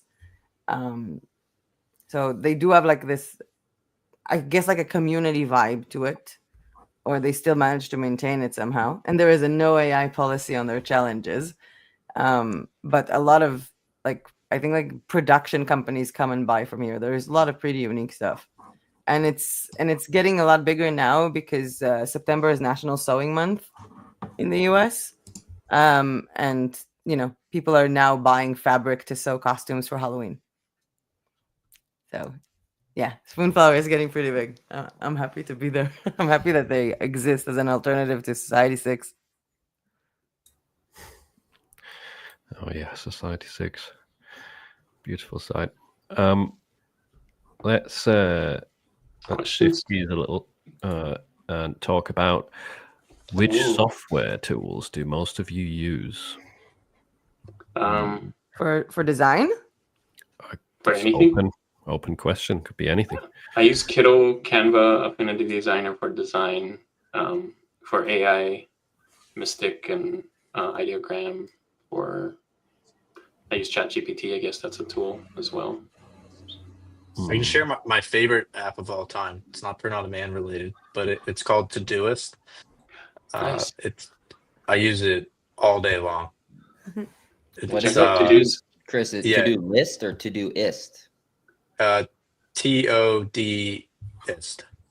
Okay. Oh, Yeah. I never heard What's that. that? Okay. It's great To for do like is- it actually does them into designs because it's meant as like a to-do like action item tracker, but it's great because anytime you have like a design idea or like you're in the shower or going for a walk, normally those ideas just come Mhm. and go. Mhm. But now like, you can just set it up on your phone with like a quick action. You just jot it down. Just for capturing ideas alone, it's been huge. Like here's So it's on your phone, not a desktop. it's on both, but here just do the quick action. You just write it in. It's a lifesaver. I'm Can you totally speak to nerding it? out. I'm like, Do you have to yeah, type or you? you can speak to it. It won't Wow. answer you, but you can. No, I mean, does it write down like you can tell what you want to do and yeah, it you writes it can. down? Yeah, it syncs with like Siri and stuff, but and it also syncs with like your Google Calendar. So if you have like a backlog of ideas, you can set like these 10 ideas I want to work on like on Tuesday or Thursday, that kind of thing. I've just been using like my notes, my desktop notes to do that, but that's a Yeah, good idea. notes on the phone. And Oh. on the phone. I have sticky notes. There we go. That's a tool. Old Millie's school, analog tech. tool. I'm the one with a million notebooks.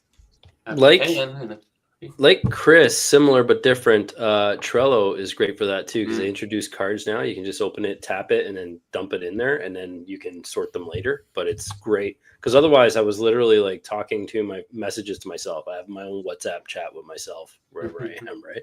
Oh, I send myself on Facebook Messenger. Yeah. Yeah, serial screenshotter. Yeah, Trello, Trello, and the app syncs again. You know, you can add a bunch of add-on apps, kind of like how in Canva you can have like 100 million apps in there. But yeah, it'll sync with your Google Calendar and whatever, all at the same time. Also, another potentially good case use for an agent to organize my Trello board. Interesting. Yeah, it's a good idea. Todoist sounds good too because it's just a click to engage, right? Yeah, it's just a click. And then what I've started doing is you can hook it up to N8N. So now I have tags like, and you can trigger like N8N is like Zapier or Make, like basically the same thing. But you can have it watch for specific tags. And so you could say like add to like tag with design board, and then it could automatically just from that to do turn it into like a Trello card, like on the board that Jay's talking about to capture the number of applications is crazy. One that we use that's not Todoist related that we use all the time in like running our brand is make.com. We have two main automations that we do. One is for international orders because through Printify we like have to manually reroute them every night. So now it watches Shopify, and anytime a international order comes through, just simply adds it to a spreadsheet. And then the person on our team goes through and just knocks out all of them each night. Then the second one is when it comes to tagging products. Like say we're in the yoga niche, we might have one that's like a hot yoga design, one that's another type of yoga design, and then like typography versus graphic. We have a big spreadsheet where somebody goes through. Actually, you could use AI for this, but they tag it manually based on the categories. Then when they hit a checkbox, Make automatically syncs all those tags on Shopify, which used to take so many hours to keep it organized. Now that just like those are the two main automations. You just set it up once, and it's just been running that way for like 18 months at this point. Crazy. Good tools. Yeah, like limitless, right? Like literally in 2 years from now, I have no idea what any landscape is going to look like, and I love it, and I love it though, right? Yeah, you always got to keep learning and pivot and all that stuff, right? Because 100% staying the same. Wow. I'm gonna get that on like a motivational poster. You guys know where it's like a sunset, and it's like got the big quote. It's gonna It's gonna be, you gotta learn to iterate and pivot and stuff. Juna Duncan. There you go. Good Yeah. stuff. 10%. I need 10%. There we go. I'm gonna put it right behind my desk. And stuff. Look at it every day. And make that sunset look like a rubber band ball, though. Yes. Yes. Are we Yeah, back with there a we rubber go. band ball? Can I see it? Are we Oh, ever I not? haven't added to it, but Yeah. yeah, I can go get it. Hold on. It's always with us in It's spirit. the mascot. I mean, POD Council mascot. I just sit in the morning designing t-shirts and thinking about Juna's big balls of rubber. Sounds so weird, but okay. I like how you committed to it. You almost stopped and then you nope. She saw where it was going and still went through. I really don't care. I need wireless headphones, but there you go. Juna missed all that. That's There we serious. go. It's bigger Yeah, than that's your really face, good. man. You should. What did you guys say when my headphones were off? You want to repeat it? They were making How- jokes how- about me, not about you. Don't worry. Oh, But like, I think your ball is too big now. You can't put like a hat on it because if it was like a bit smaller, you could have put your hat on it. no, I think that works. Really? Yeah. It looks Why bigger is than that your head now. important? Oh, maybe Be like not. your model. I'll have to put a hat on it next time. It's like the baby Yoda for the POD Council. Yeah. Yeah, the next layer needs to be green. Oh, there's And then you only put, like, 3 a colors of lightsaber rubber in it. bands. And then it needs its own floating pod as well. Yes. Yeah, there you go. Baby Yoda ball. Thanks, guys, for bringing it up. By the way, Juna, I just watched the rap battle on the toilet. And It's I was awesome, like, right? Perfect, yeah. the Star Wars rap battle. Everyone should check that I'm gonna out. watch it later. I saw that you posted it on a group. Oh man, it's It amazing what AI can do. Did Yeah. you see the two AIs that ended up talking to each other? Mm-mm. So yes. there was, and then there they ended there up was one talking guy- in their binary Yeah, code yeah. or whatever So it is. there was one guy who posted it, also like a comedian who posted like a skit on that. So this one guy asked his AI agent to call a hotel to book No way. to book a venue for their wedding.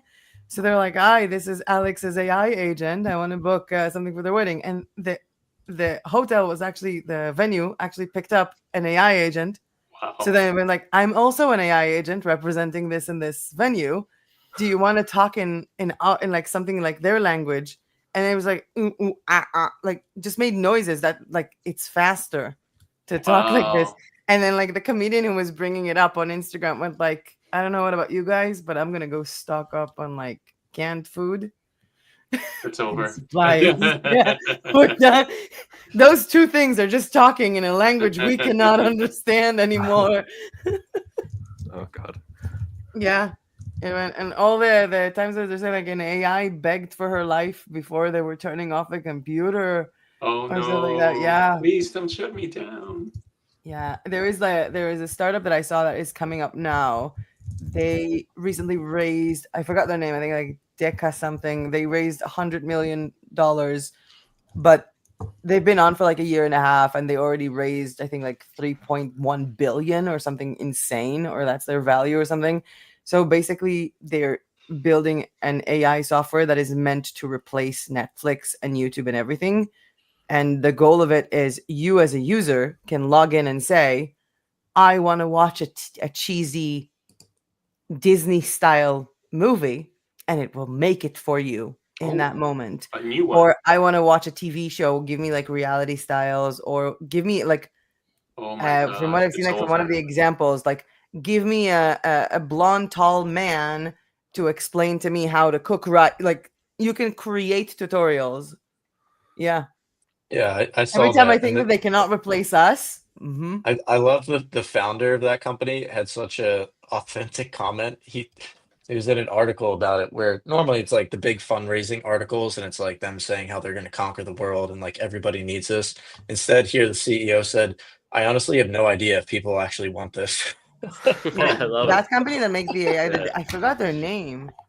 Yeah, it's I saw the Deca one you're something. talking about. It's basically like Netflix, but it's a bunch of AI generated like AI videos. generated everything that you would want. You just tell it like Yeah. what you want to watch. In Even real like time. the, I don't know if you've seen what 11 Labs are doing. So 11 Labs had the like to make your own voice basically, and you can also add like some like what was it, like background, not background noises, like effects like cowbells or whatever.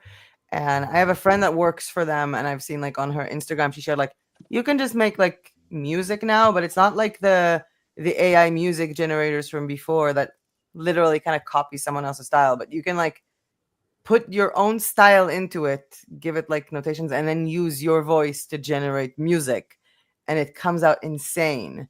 And it does it from the start, even from the scripting levels. So it's kind of scary. Also, like a lot of AI musicians are ranking up in like Spotify. Mm-hmm. So yeah, AI print-on-demand YouTubers.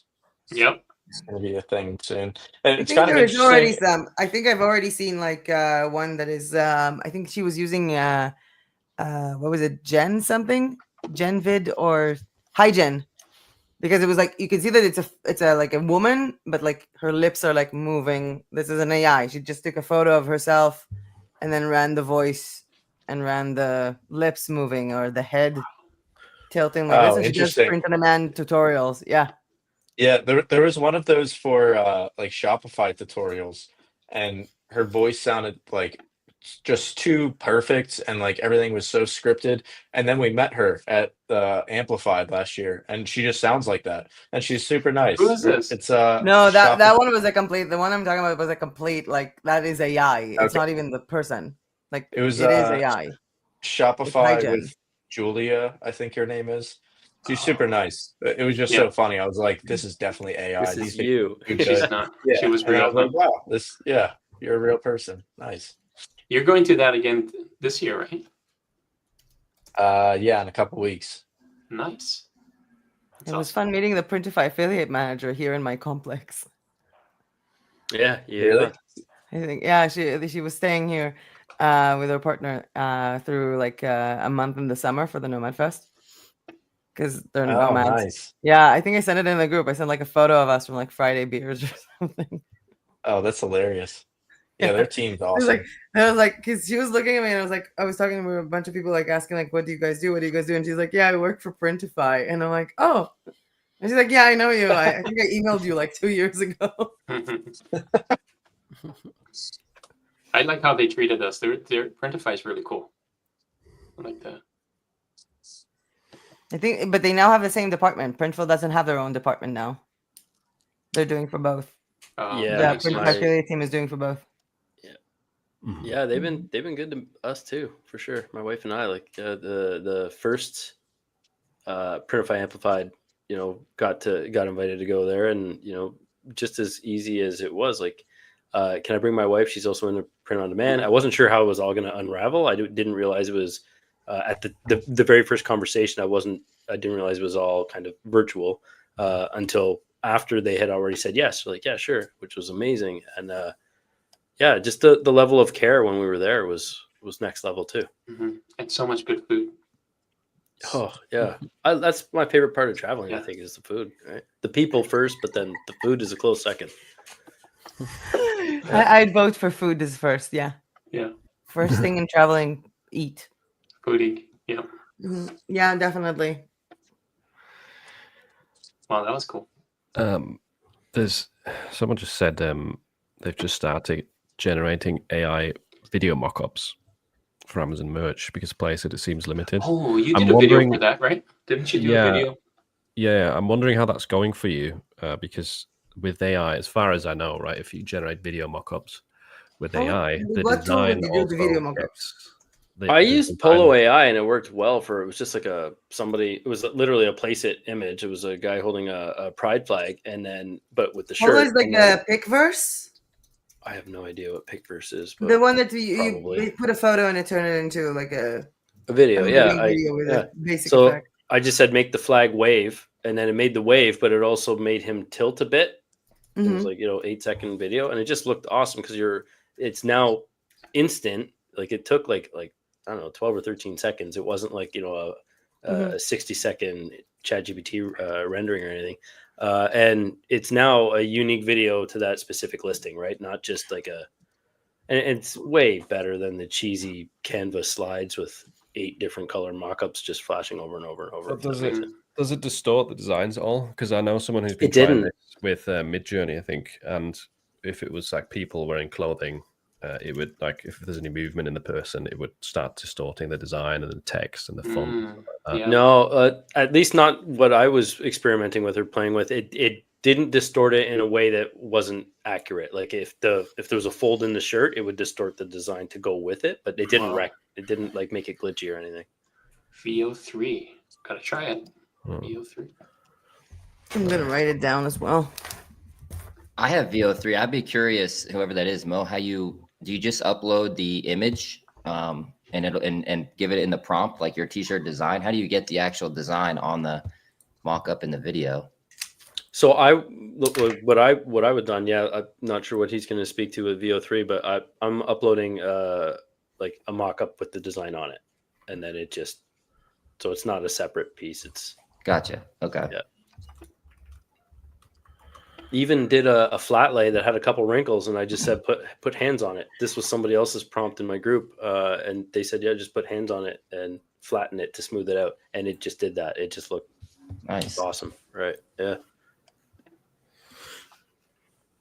Wow. Is AI helping or destroying beauty? That's a good question. It depends. I think it's helping. I'm a graphic designer by trade, and I still think it's helping. I'm not one of those that's going to come take our jobs, right? It's the people leveraging it are the ones that are going to replace the people that AI is not doing anything. People are doing stuff. Yeah, I mean, it's so far. I think it's helping in a big way. I mean, like looking at what even Mark, who joined our chat a little, like what I was just telling you, like he's using AI to automate his Etsy digital download shop, and he's getting 6 hours, 7 hours worth of work done in an hour and a half, automated. Yeah, but I think when people are like talking about the creating like trash or this, there were people creating trash designs before AI existed. Oh yeah. And there are still people making bad products and ruining marketplaces. Yeah, there are still people like you would still see this even like on the marketplaces. You would see like a design that looks good, but it's placed wrong on the garment, or the text is complete rubbish, or they don't notice that it has like grammatical mistakes or whatever. But AI so far is not doing anything. It's not like you woke up one day and ChatGPT went like, "Oh, while you were sleeping, I decided to open an Etsy store," without you asking. And I feel like it's the same. Like if you go back, 5 years, people were saying Canva is ruining everything. Print on Demand is ruining Etsy. Canva is ruining the job of actual designers. Everybody's ruining. The fact that we can take photos with our phone is ruining work for the internet is ruining photographers. Yeah, everything is ruining everything. Yeah, so I feel like excuses, it's just, right? The people love to say that to make an excuse. People who are not like any of it. Like I've seen it with like artists and stuff. Like my friends who are like physical painters, talking to like painting like 2 meters canvas for like a week and a half and selling it for thousands. They love AI. They generate color palettes or like connect to their ideas better. I feel like if you want to complain that you're not making money, you're going to find an excuse to complain. If you want to complain that you're not visible enough, that nobody likes you enough, yes, things are more accessible. But if you think about it, everything is more accessible. People start their own comedy show on YouTube. People now can self-publish on Amazon instead of having to send manuscripts to publication houses. So everything is becoming less scarce and more accessible and more competitive. Bar is rising with it, but also you're full of trash. I mean, like if you see all the videos, like the more people will create trash with AI, the more the people that will create good stuff, trash or not, are going to succeed. Yeah, I think people are still making lots of money with print on demand. I don't think it's dead. So the idea that AI is destroying it I don't think is valid, because like lots of people are still selling print on demand. It's not, and like AI is never going to make the money. It's always going to be someone.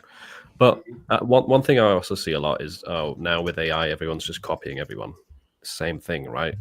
And people won't buy it, right? Like it doesn't stand out. So, before AI, people were already copying each other, and it was back. And now the AI is copying from someone without you knowing.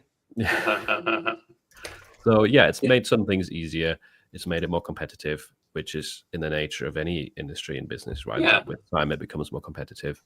But I think we're in a time where print on demand has become matured, And it's not easy to get sales like it was before when it first started out, where that's like every business, right? It goes up and down, and we're kind of in this area where only the really good stuff is going to stand out and get some sales. And it's not everybody that puts up stuff will get sales like before, because that was like in the beginning where there was no competition. But now that it's mature, there's more competition, and the good stuff stands out, and so you have to be better to get the sales. But at the same time, you have more potential clients because more people have access to internet, or more people trust online shopping, which they didn't before. But there's more and more buyers now than there ever was before too. So that's right. Yeah. And that's what, to Juna's point, there's two sides to like the question of like, is it ruining print on demand? Like, one, the opportunity being there, that doesn't matter about AI. AI is how people are fulfilling for print on demand. What actually dictates if there's an opportunity or not is the market demand. And the market demand is like growing faster than it ever has before. Like, it's growing at 26% annual growth rate, which is really high for any market or industry. Then on the flip side, like talking about the fulfillment, that's where you could make an argument that if AI lowers the barrier to entry so far, then ruining it would be, but it depends on how you define it. But one easy definition is making it impossible for new sellers to like see success. You could make an argument for that, but we're definitely not there yet.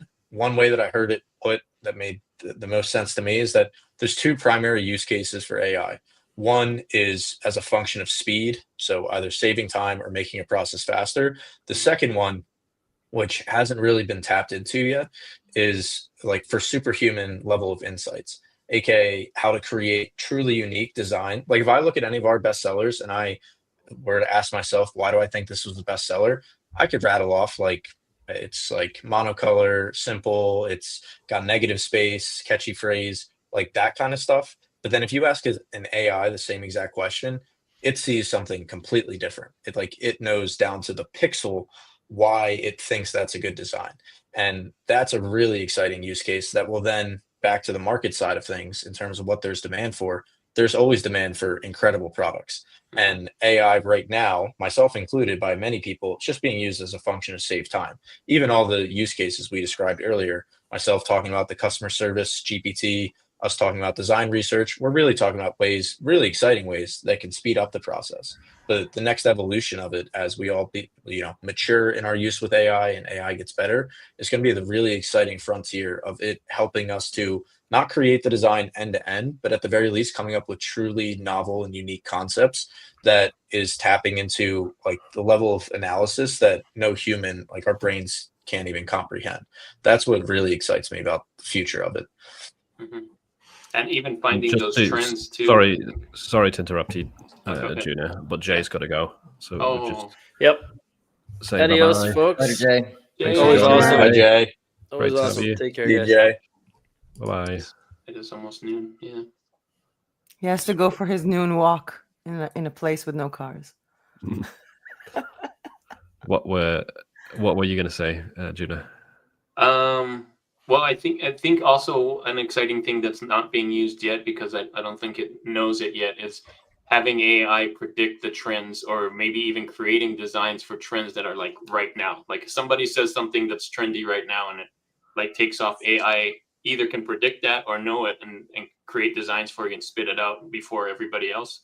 Like real time. That would be really cool. But I mean, if everybody has that, then you'll see thousands of designs for trends that just happened in seconds. So I don't know if that's really going to help or not.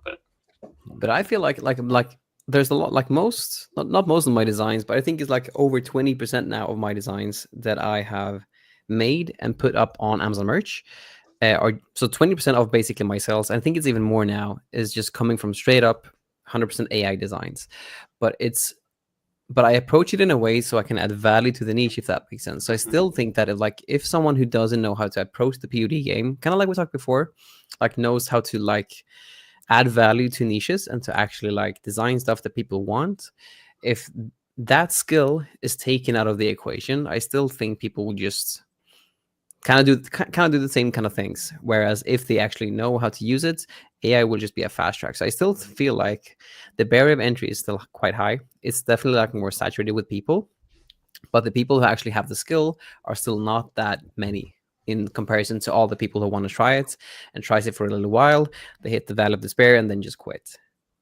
That's my take on it, at least. It's the same with digital downloads. If you look, like, there were people who were saying like, oh my God, this is so cool. I can use Canva to like create planners, like printable planners and like weekly, whatever. Yeah, but people can do that to themselves as well. But people are still buying it from Etsy.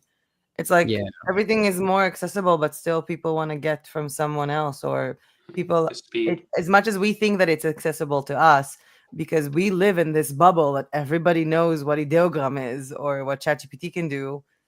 This is our bubble. The rest of the world doesn't live in it. The rest of the world still just opens Amazon and goes shopping. Even the people who are like constantly protesting that they will never use AI or support it find themselves buying designs made by AI without them knowing. There's actually a friend of mine actually made a joke, like she made like anti-AI merch using ideogram, and it sold a lot. Like people who are like, I will never replace artists with AI. Like she made all the designs in ideogram. I could try using AI. Yeah, it's kind of like the time that they made like anti-Redbubble shirts and sold them on Redbubble. Yeah, anti-AI shirts designed by ideogram. That was really, really pretty when he did that. Hilarious. Cool idea.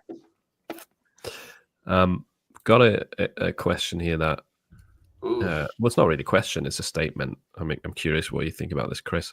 This is Chris, yeah. Driving, for anyone's listening, driving traffic on Shopify means designers must become full-time content creators and or meta ads experts. POD influencers rarely mention that. Yeah, either or. I don't know. God, those if you asshole think about POD it, either make content or make influencers. ads. Yeah, I hate them. But what other way do you have to get traffic to a shop without content or ads? Yeah, I think the operative piece here that they're pointing out is the expert piece, which, and I talk about this a lot.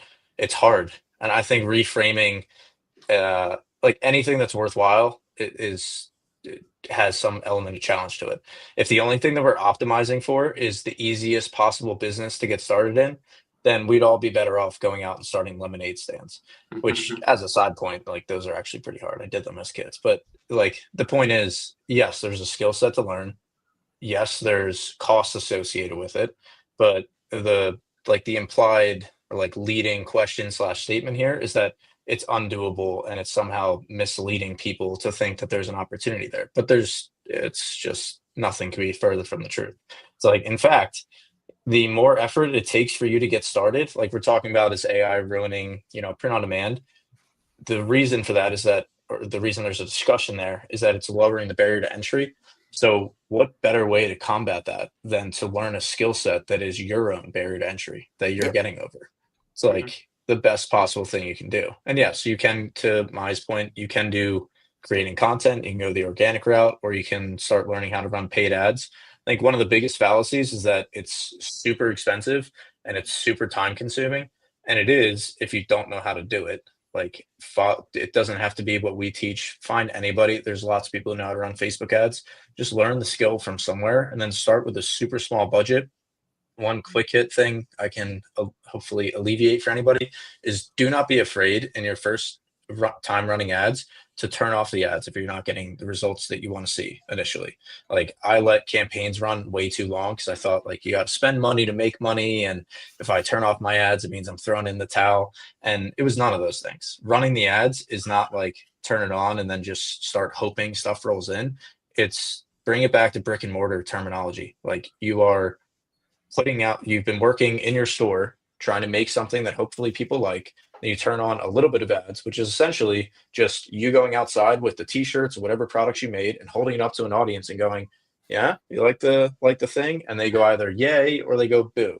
And hopefully you get more yays than boos. Then you turn off the ads, you go back inside, you make better stuff, then you go back out and show it again. And you just rinse and repeat that process until you have something that you're consistently getting the response that you want.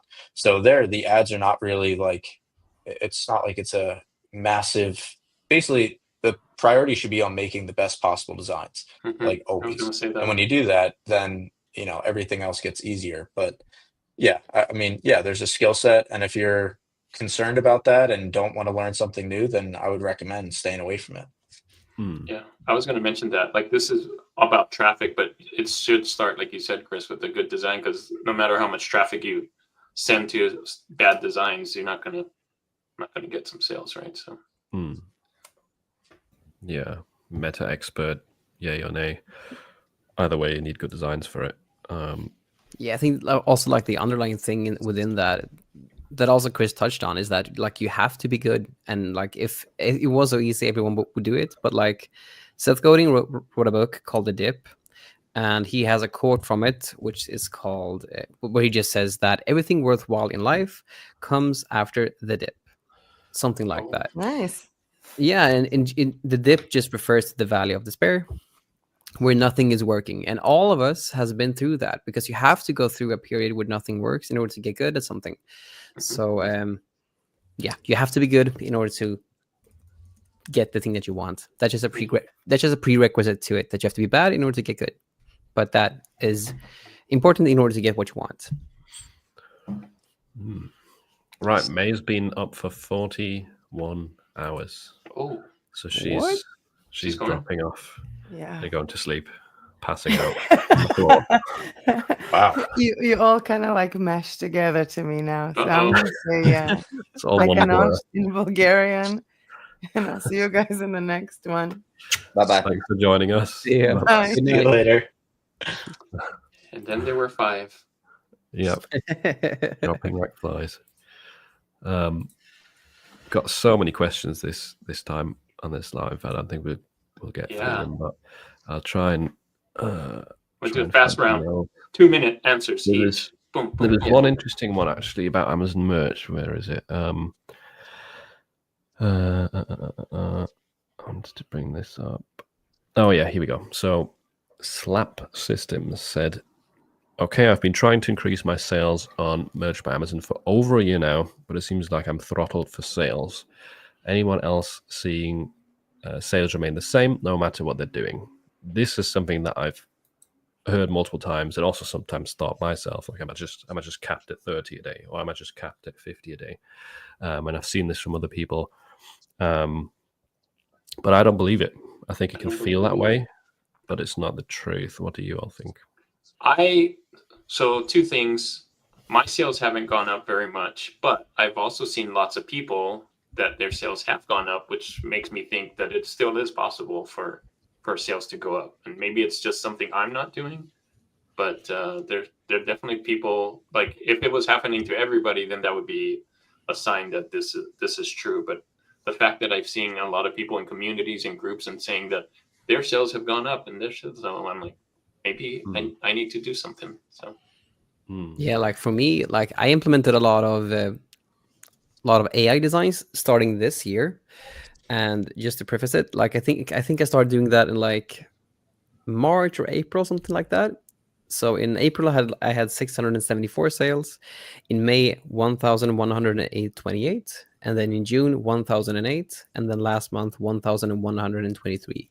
wow. So that bump Congrats, in man. sales, thank you. So that bump in sales mainly comes from me listing a bunch of designs and trying to get my hands on, or trying to get good with AI designs. So I wouldn't say that it's. I'm in the boat of thinking that you're probably not throttled. You probably just need to learn what can be done better within your business, and just implement that as soon as you can in order to get better results.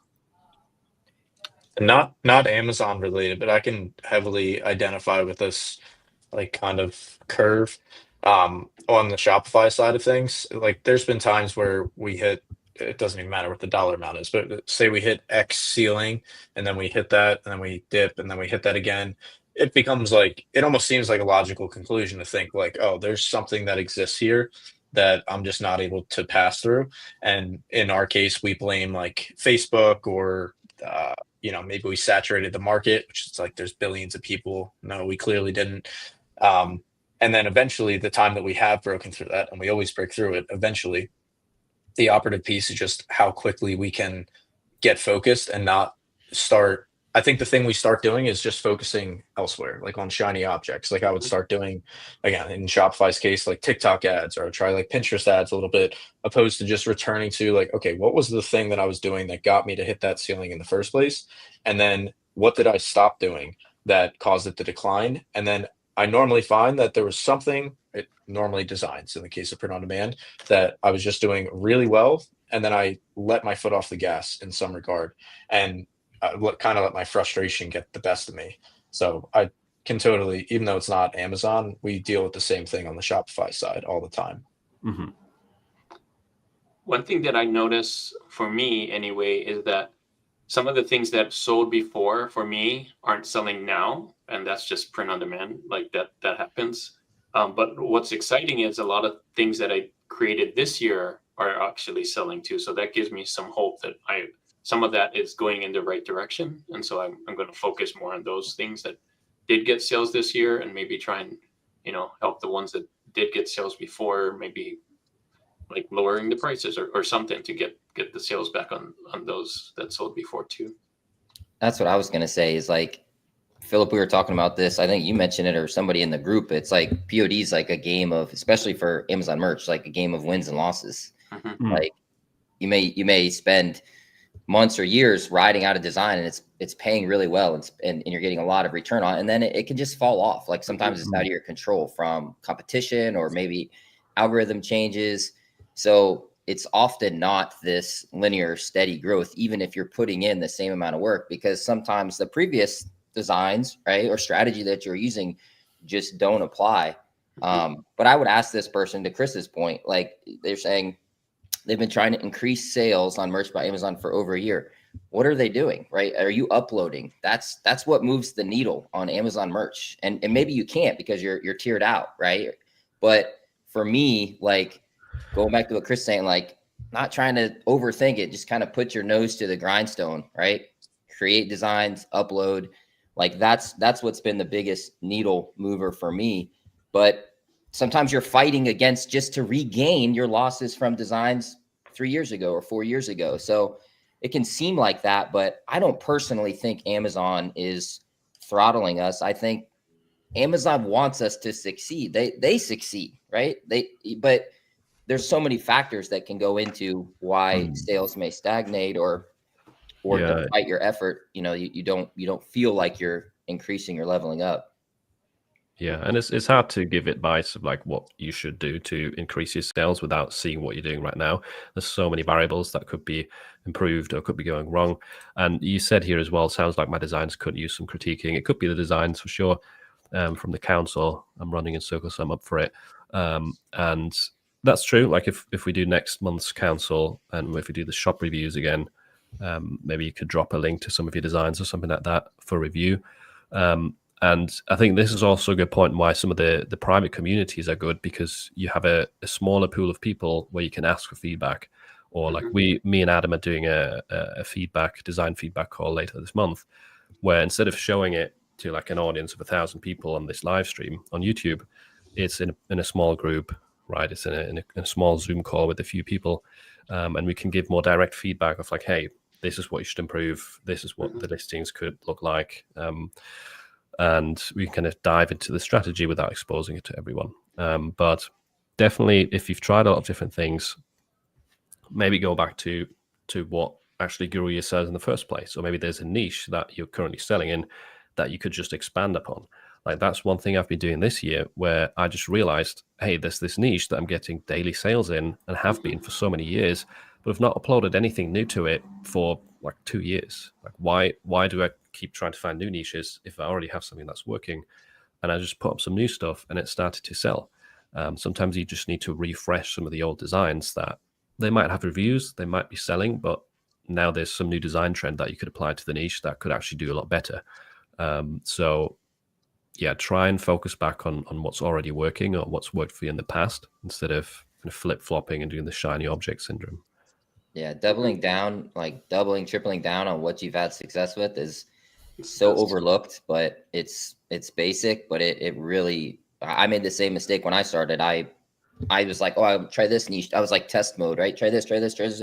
And now looking back, like I wasted a lot of time putting out way too many lines when I should have, you know, double or tripled down early on some of those ones that I had success with. Now I know that I'm doing the same thing as Philip. Now I'm going back and revisiting those and you know, doubling down on them. But it's an easy thing. It's an easy thing to overlook because you think, oh, I got to reinvent, or I've got to find the new niche, or I've got to find the new trend. But sometimes just the basic fundamentals, like that, they're there for a reason, you know, like staring in the face. And that's like, I think that's just like businesses in general. Exactly what you're describing, Adam, because I even notice, like, I do the same thing with YouTube. Like, I'll, you know, have a couple of videos that do really well, and then if you look back, I have like a 3-month stretch where I was just like, all right, this worked really well, I did it again, worked even better, completely different angle for the next 3 months. It's like, why? Yeah, let me try something else. Yeah, that's crazy. And we've got some more context here as well. Tier 4,000, upload a few designs each day, though I'm chasing trends and find myself making variants of bestsellers too much. So I think like your reflection there might be accurate that, well, number one, in my opinion, chasing trends, if it's like a short-lived trend in the news or a social media trend, those often don't last very long, right? So it's not a good long-term strategy to actually increase your daily sales. It might just work for a few days or a couple of weeks. And making a few versions of a bestseller, again, it might get you some sales, but it's rarely going to really push the needle a lot. Creating original designs and like Andreas said, adding value to a niche, that's what's going to move the needle. And that's harder. Of course, it's harder, but often like pushing yourself out of the comfort zone is what's going to, you know, get you forward. Yeah, and I also, go ahead. And I just also really think that this is where the communities that we have, and especially like Philip's and Adam's community, where that really come into play and really help. Because like all of this that we really talk about now, we're trying to diagnose what the issue is so we can fix the issue. But when you're in like a group of like-minded peers, all they're striving to like do the same thing, and you're all guided by really successful people like Adam and Philip in their merge mastermind, like, it's much easier to just see, okay, this person has this issue here, this person has this issue here, and you learn at the pace of the whole group, because you learn how they like how this one person fixed their issue. You learn how this one person fixed their issue. You can yourself like bring up your own issue, and you can get like insights on how to fix it.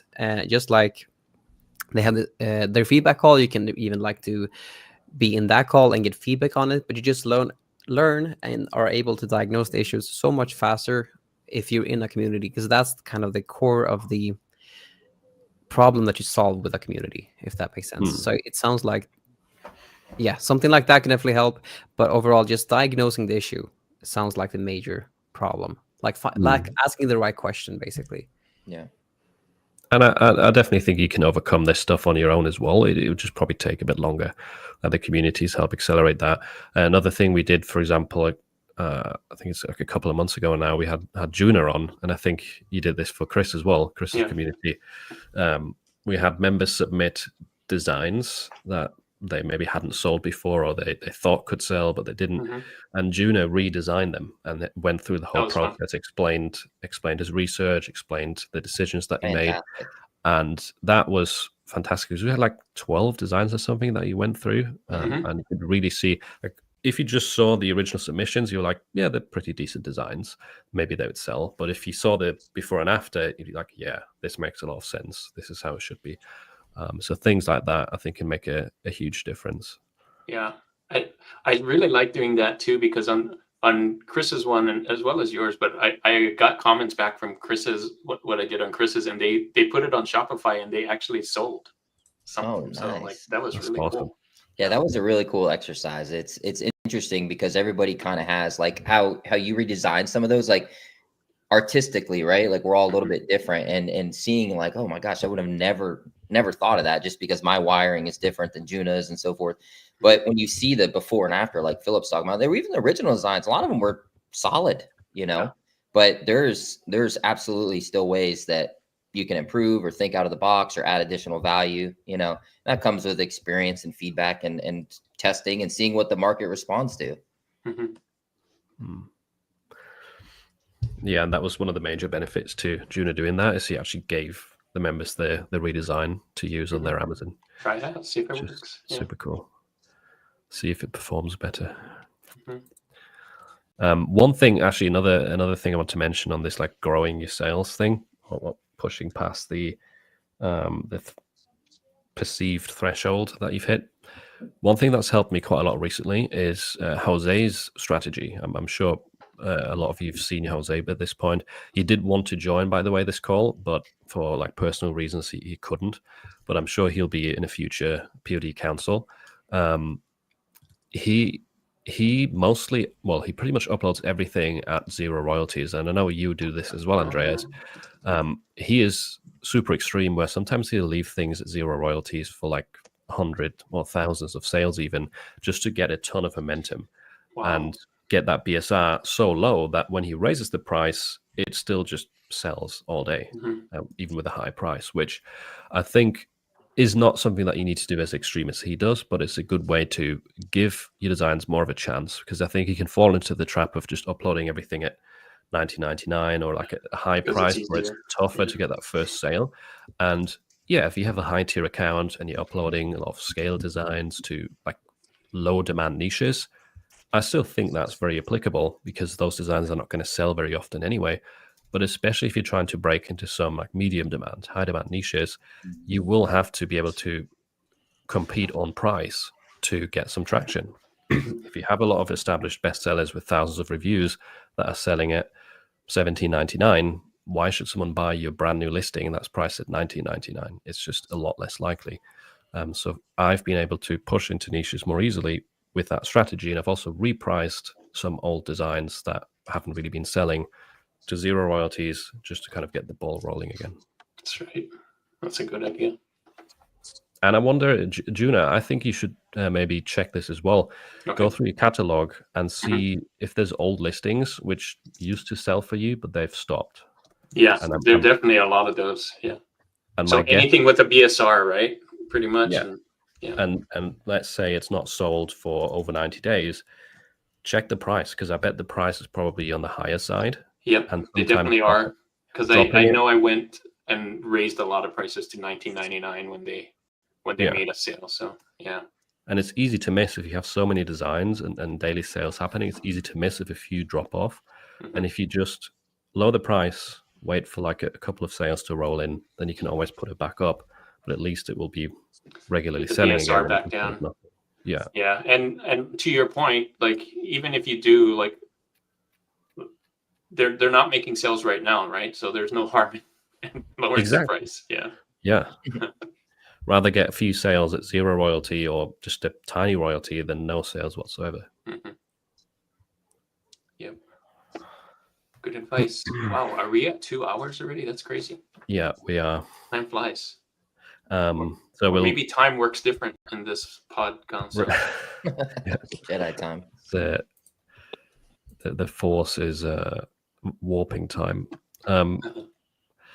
We won't get through all the questions. I still have a lot saved, but there's one more thing I wanted to quickly address. Someone asked any news regarding tier ups. Now, the last time I heard about tier ups was beginning of the month, so like 2 weeks ago. There was a bit of a wave. Don't know anything else. Haven't heard. I'm not. You guys with the communities know more than I do on my. I have a Facebook group, but I don't hear anything about tier ups or anything. So no. We had one guy, Philip, right, that went from tier 1,000 and jumped to 4K. Whoa. Yeah, someone skipped a tier. That was like last month. That's a big, that's a good tier up. That's a big jump. Do you remember if you said something about his percentage sold? I don't. Yeah, remember. I'd love to know that. Try and look. Because I'm still waiting for mine. I have about 30% of my designs with sales, so like 1,074, and I'm tier 4,000. Tier 4,000. What are you guys? What tier are you guys? 40K. 40K. What are you, Adam? For me, I was 100. I got tiered down. Oh, so I'm at 100. I didn't get tiered down, but I probably should. No, I'm good at where I'm at. I don't want to go down, but. I just moved up. I'm tier a billion now. Nice. Yeah. New course dropping soon. I think they do have tier 1 million though, right? somebody. Yeah, must that have was the previous one that I was in. They made a new one Yeah. just for you, didn't they? Yeah. Yeah, It was so good on It's called the Amazon. Chris Highest tier. I've heard is 400,000. Tier Wow. 400K is the highest I've heard, and I've never actually seen that, but I've heard that it goes up to 400K. That's amazing. Because Yeah. the way they structure it pretty now, good. where you have to have that many live designs, like I don't know how you get over 200,000 designs on. Yeah. I guess with AI or Chris, whatever. can't you sell like Netflix designs as well in tier 1 billion? Yeah, you can do. Yeah, all the Yeah, Netflix shows. You get Jeff Bezos's phone number, and you just, Oh. you just text him. For anybody who's joining halfway through, I saw on Shopify. They're like, "Who's this Yeah, guy they're who's like, just like messing up?" tier 1 billion. I need to follow this guy. He's the Yeah, best. no, Everyone's joining your like WeScare community to find they're- out about like how to reach yeah, tier 1 billion. how to hack your way to tier 1 billion. But on the tier up topic, in all seriousness, it seems like one of the commonalities I've seen from my Discord server and the school community is that 60% of designs sold is what people often say when they get tiered up, which is crazy high, at least for higher tiers. Crazy. Yeah. It's more achievable in lower tiers, which is a good thing for the people stuck in lower tiers. But I don't think it's even guaranteed thing. Like I've heard of people that have sold more than 60%, but still not tiered up. I just checked in the group. Gregor's, he was at 63%. The guy that went from 1K to 4K, he was at 63, Wow. which is 63 is that's still a incredible. lot. That's Yeah. insane. Yeah. Sounds like the thing that I'm really concerned about. I think I mentioned this on a previous call, but like I think you mentioned, Adam, that in a video that you like took down a bunch of designs, right? And then you were tiered down to 50K. Oh, was that what happened? No, I I know mean, I Ryan was deleting some designs, but I don't think it was enough to make an impact. I mean, I think at the time I had like around 46 or 45,000 designs live, but I was in tier 100K, and I've been in tier 100K since like 2022. So I mean, I jumped from tier 20K to 100K. Oh, I've been in tier 100K for years, and only really when the AI got rolling, I got up to. I basically 4x my designs. I was like around 9 or 10,000 up until the AI stuff, and then over the past maybe 18 months, I uploaded to around 50,000, or excuse me, 45,000. But then I was tiered down, but by percentage of sales, I mean, it's fractional, right? My percentage of sales, I don't even know what it is. It's in the single digits because I was like just trying to fill my slot. So I'm doing huge bulk scale designs. And when you're doing that, your percentage of sales go way, way down. So I'm assuming Amazon looked at my account and said, this guy's been in tier 100K since 2022. He hasn't even filled 50% of his slots, and his percentage of sales is much lower. So I got bumped down. That's my theory, but I'm not certain. Yeah, that makes sense. Could be all the scaled designs. Yeah, maybe they saw all your scaled designs and just be like. Now, if you haven't like filled your slots, then it's probably also because of that. Yeah, makes sense. I had a lot of scale designs as well, but I didn't get hit. It's tough to say what exactly it is, but there has been a lot of higher tier accounts. Philip, you were in a lower tier, right? You were in tier 30K and had 30. I didn't skip. Closer to full, yeah. And I had them filled. I had the slots filled, so maybe that helped. I don't know. Yeah, because I'm just kind of like a bit paranoid. Like if I take away like 1,000 designs, will like to tear down my account to maybe to something else, or let's say that it's 2,000 designs. Will I tear down my account to what is it, to tier 2,000 instead of 4,000?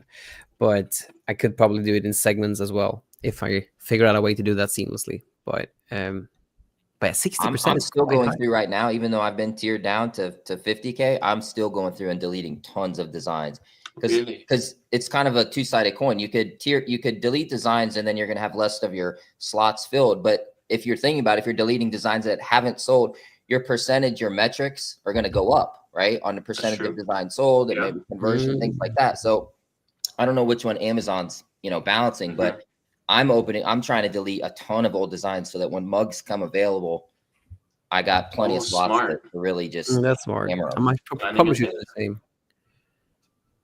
That's smart. I have a question. Does anybody, this is not related to Amazon, but you see it up here, it says Redbubble, and Redbubble made some changes lately. I don't know if any of you sell on Redbubble, but it feels like it's just they have, even further I down. just saw when I was clicking around, somebody put out a video, and it was just a few minutes ago. It was like Redbubble is dead. Oh, it was Man. Ryan. Yeah.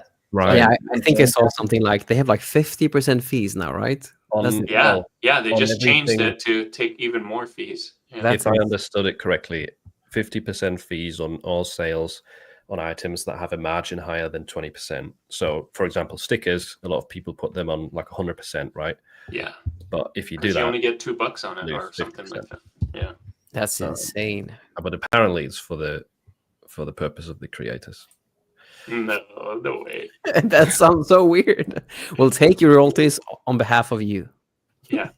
It's good for you guys to make less money. It's so much better that you'll make less money. You'll thank us later.